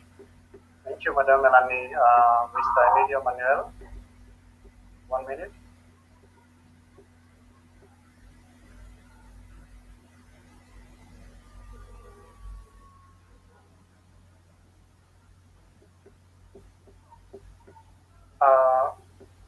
If Mr. Emilio is not taking the floor, then we can conclude. Is Mr. Emilio taking the floor? Can you read? Okay, yes, please proceed. Okay. You go.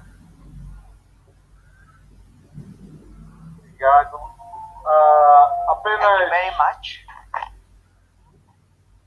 I would like to simply share a few considerations, particularly with respect to what has been said so far.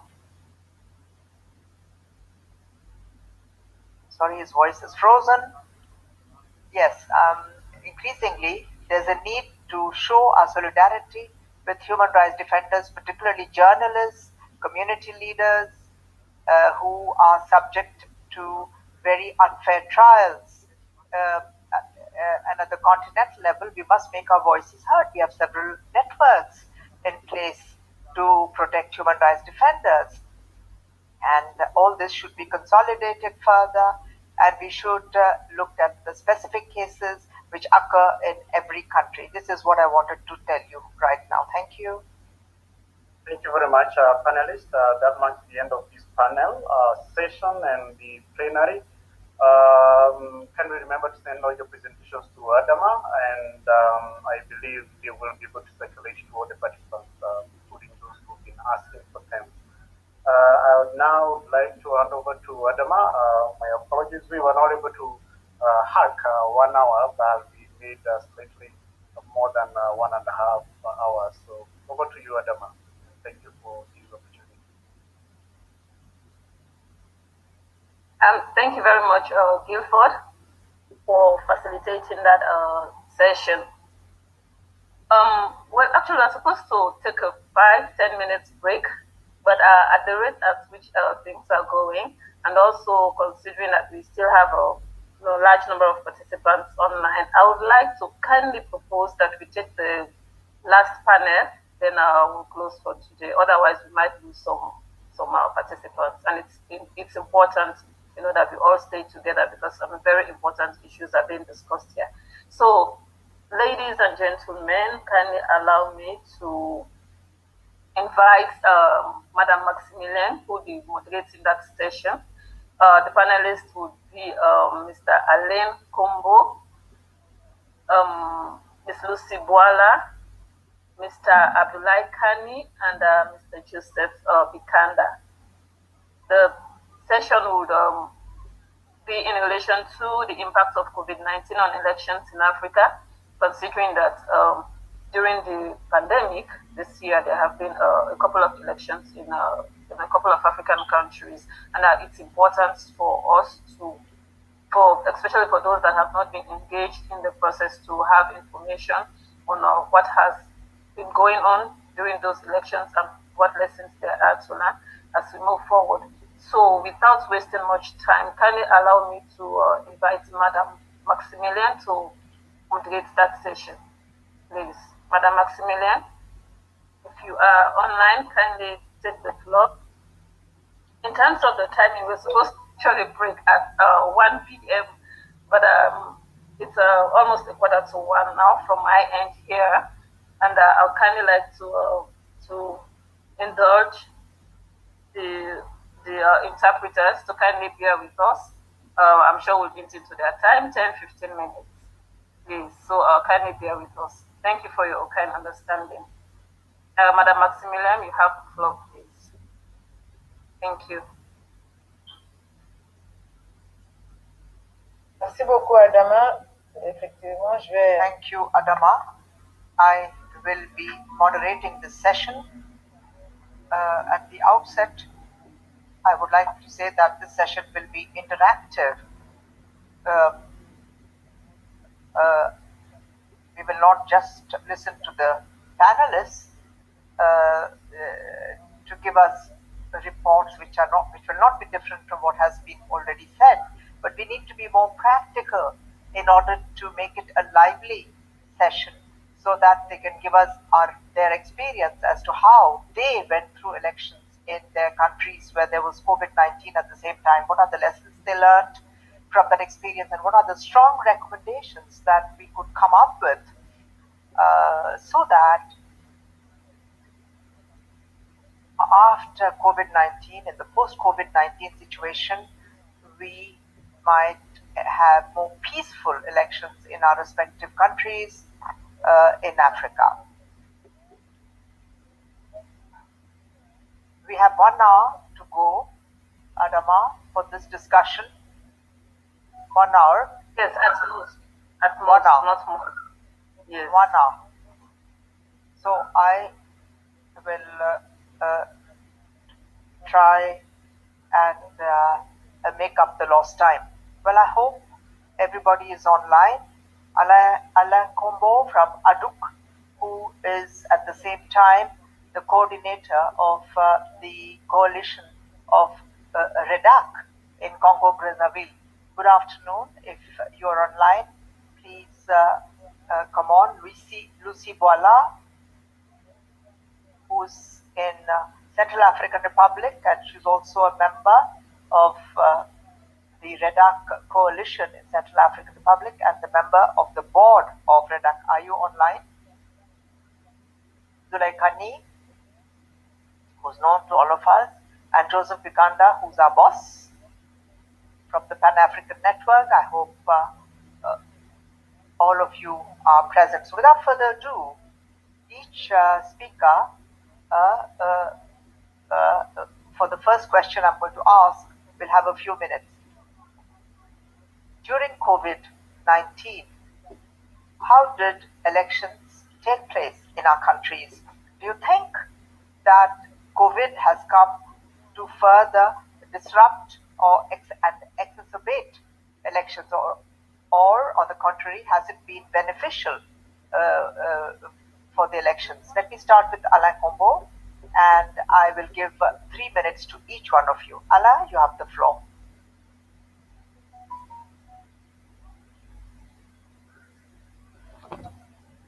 He's not online, apparently.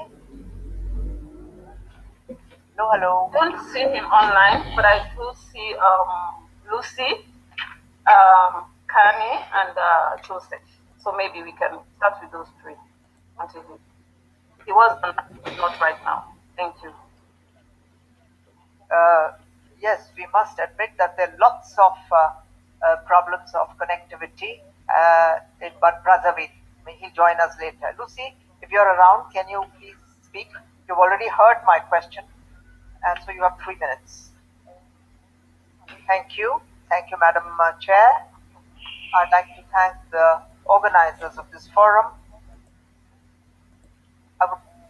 To answer your question, I would say that during elections, in the case of CR, we had a number of challenges.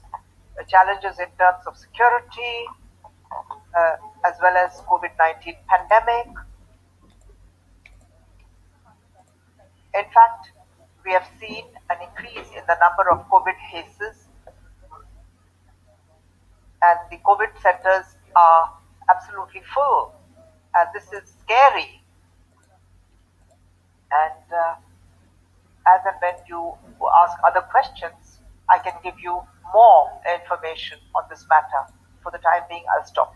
Thank you.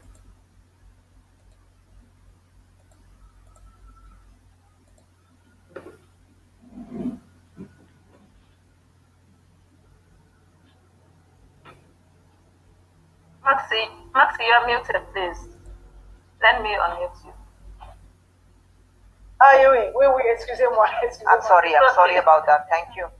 I was telling Lucy that she should not leave, because I will be asking a second question. Now with COVID, do you think that elections were organized in a credible, fair and transparent manner? Was CADEC, was rather the charter taken into account? Has it been a positive experience in CR, or are there any difficulties that you would like to share with us? Can Nokia 2.3 mute his microphone, please? I think these elections have brought new concerns because, first of all, we had a lot of challenges when the candidacies of some candidates were invalidated. I know that there were some challenges, and this led to a crisis, which further exacerbated the crisis which is ongoing for the past 8 years. There have been lots of difficulties, denunciations. There were also cases of candidates who could not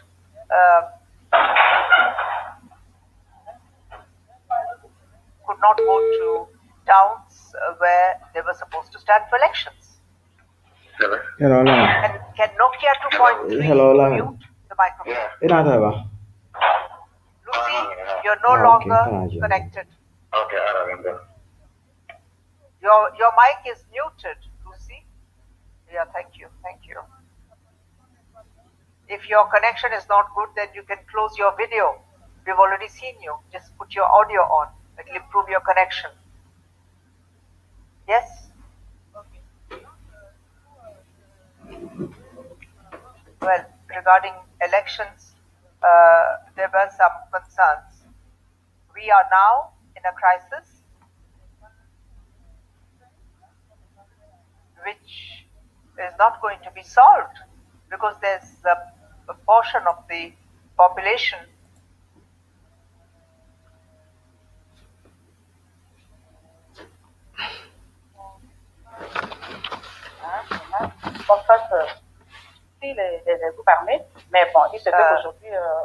which is facing problems with the armed groups in the country.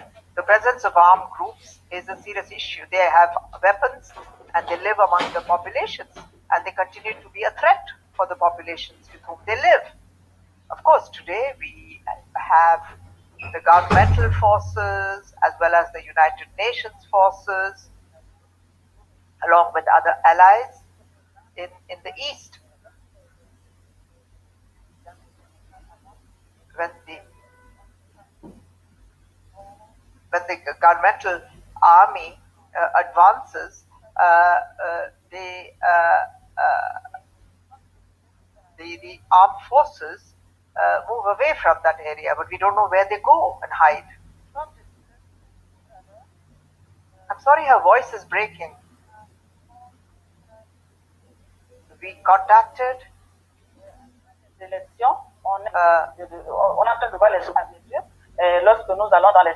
We contacted the people who are in the field, and when we visit the medical centers in the country, we see that there are 700 to 800 people who are still in medical centers.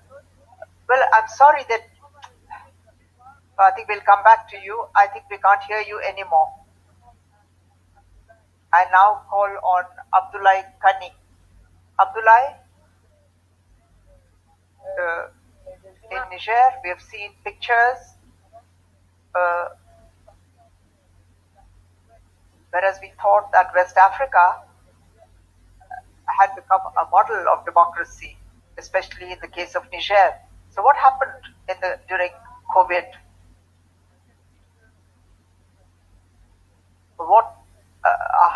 Why has democracy retreated? Is it because of COVID, because people are overwhelmed, or can you tell us the situation in Niger? Can you hear me? Yes, please go ahead. So please tell us what happened in your country. Whereas Niger was one of the hopes of democracy in West Africa. Is it because of COVID, or is it because there were other problems? Yes, you have the floor. You have 3 minutes. Can Maximilian mute her mic, please? Well, yes, in West Africa, Niger was supposed to be a model of democracy, especially in terms of peaceful elections. But we have seen that with this pandemic, this connection has dropped. Sorry.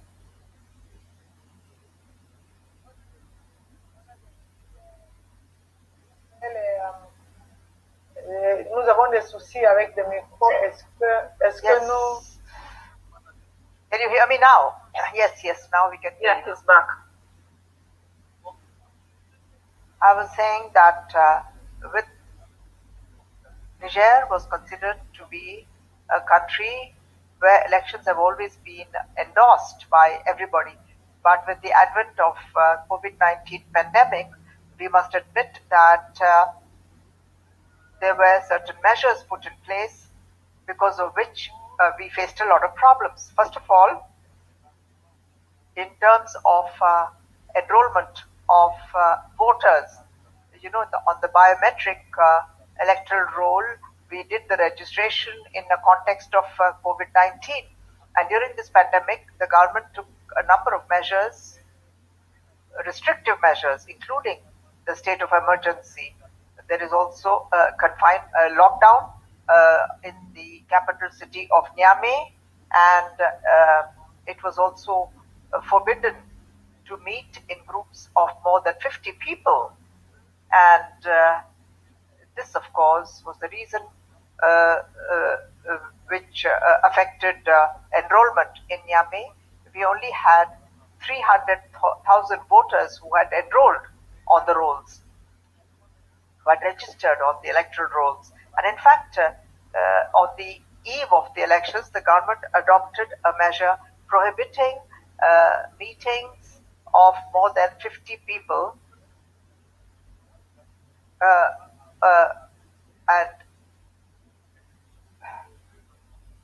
and they also adopted an order to convene the electoral commission. The civil society organizations were prevented from organizing meetings, but we had to train our observers to go down to the field to observe the election process. But the government realized that the measure was too restrictive and they repealed it. Well, to conclude, I must say that COVID-19 did have a very negative impact on the entire election process, because the freedom of movement, the freedom of demonstration, freedom of expression were all affected. And to some extent, it was violated under the pretext of fight against the pandemic. Thank you. Are you around? Yes, we are here. That is what I had to say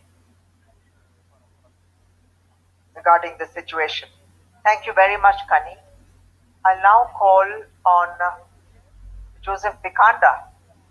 Joseph, we have seen in Uganda, just to mention the case of Uganda, and I know that you live in Uganda, arbitrary arrests of the first challenger of the president was not good, because he was kidnapped and thrown in jail, and whereas we know that we must make sure that the virus doesn't spread in the prison, and we called on the government to comply with the guidelines on the freedom to demonstrate and the freedom of association.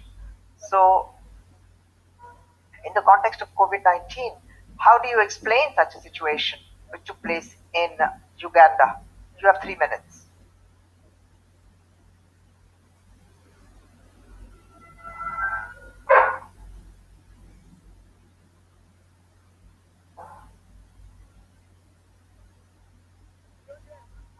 Joseph, are you around?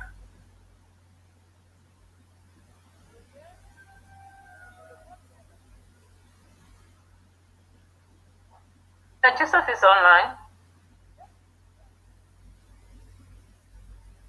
He's online. Let me try.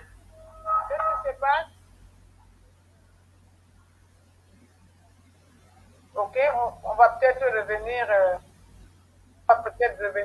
après, mais on aurait voulu quand même écouter. Yes, we can always come back later. We would have liked to listen to Joseph. I don't know what happened, because we did see him at the beginning. He is online. I'm not sure what's happening. Flora, can you help us with Joseph, please? Joseph, are you around? Can you hear us, Joseph? He's online and he's muted. I'm not sure what's happening now.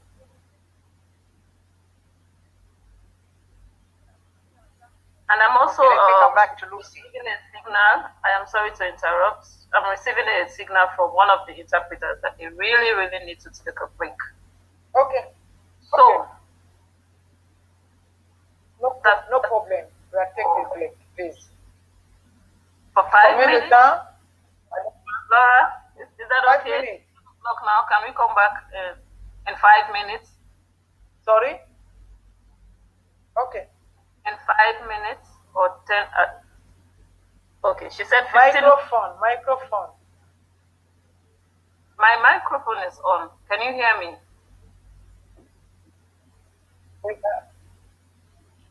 Okay. Just 10 minutes break, as requested by interpreters. They can go further than that. They've done over 3-4 hours straight. So under the circumstance of a break, 15-14 minutes now at most, then we'll come back. at 1:15, please.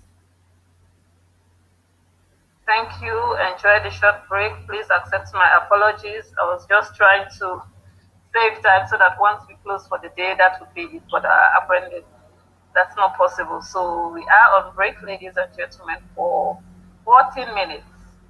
14 minutes, 1-4. My apologies to all the interpreters. I am so sorry. So we'll come back in 15 minutes at 1:15 GMT. So hopefully we'll have Joseph online as well as Alain Kumbo.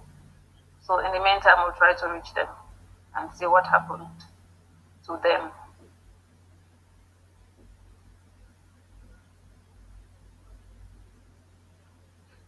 Flora, this is the last panel, actually. So that's why we are thinking that we just run through it and end for the day. But apparently, they couldn't. So that's why we had to have the first break. So we're actually hoping to end in the next 30 minutes. Almost by 1:30. But considering that, they're already on break, so probably when they come back, we wouldn't do more than 30 minutes. Thank you for your understanding. And my apologies once again.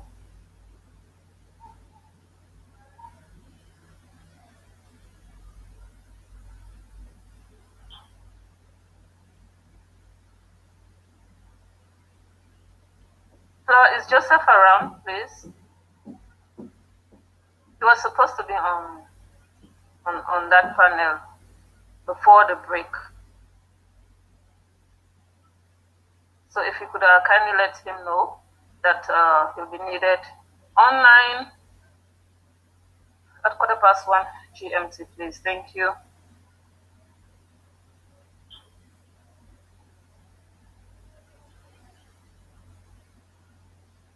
Hello, Adama. Yes, Madam Maxine. Is Joseph is now online? I see Joseph online, but I don't know how. Yeah, I just asked Flora if kindly help us to reach him and him know that he was supposed to be on that panel. I don't know why he's not here. So I don't see. I don't see Alan. Yeah, he is online. He is online, but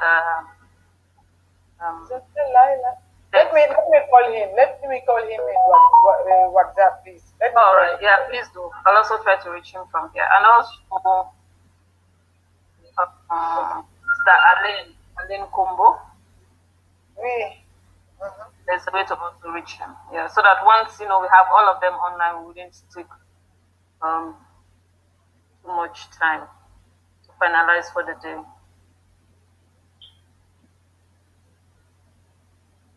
Thank you, everyone. In the meantime, you can stretch your legs, get some water to drink, and unfortunately, there's no entertainment here. Otherwise, we could have played some music or something.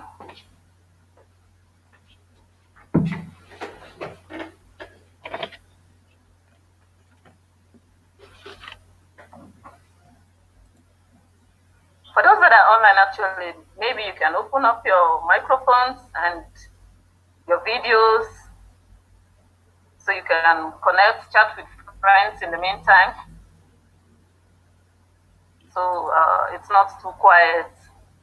So you got online, and once you can turn it off. Yes. So I think this would be the only. Well, not the only opportunity, but since it's free for now. Hi, Adoma. How are you? Very well, thank you, Mr. Hussein. How are you? Yeah. Yes, I can hear you. Yeah. Do you know that we've got dozens of Eritrean journalists in prison? Did you know about it? Did you aware that we've got...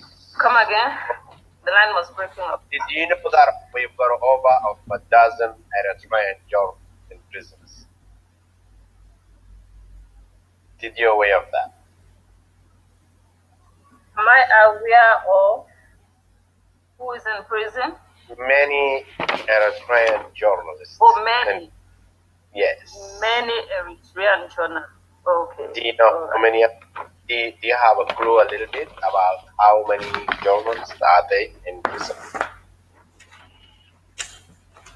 We've got over a dozen journalists. We have sub-regional focal points for the East and Horn of Africa, and that focal point is on top of development at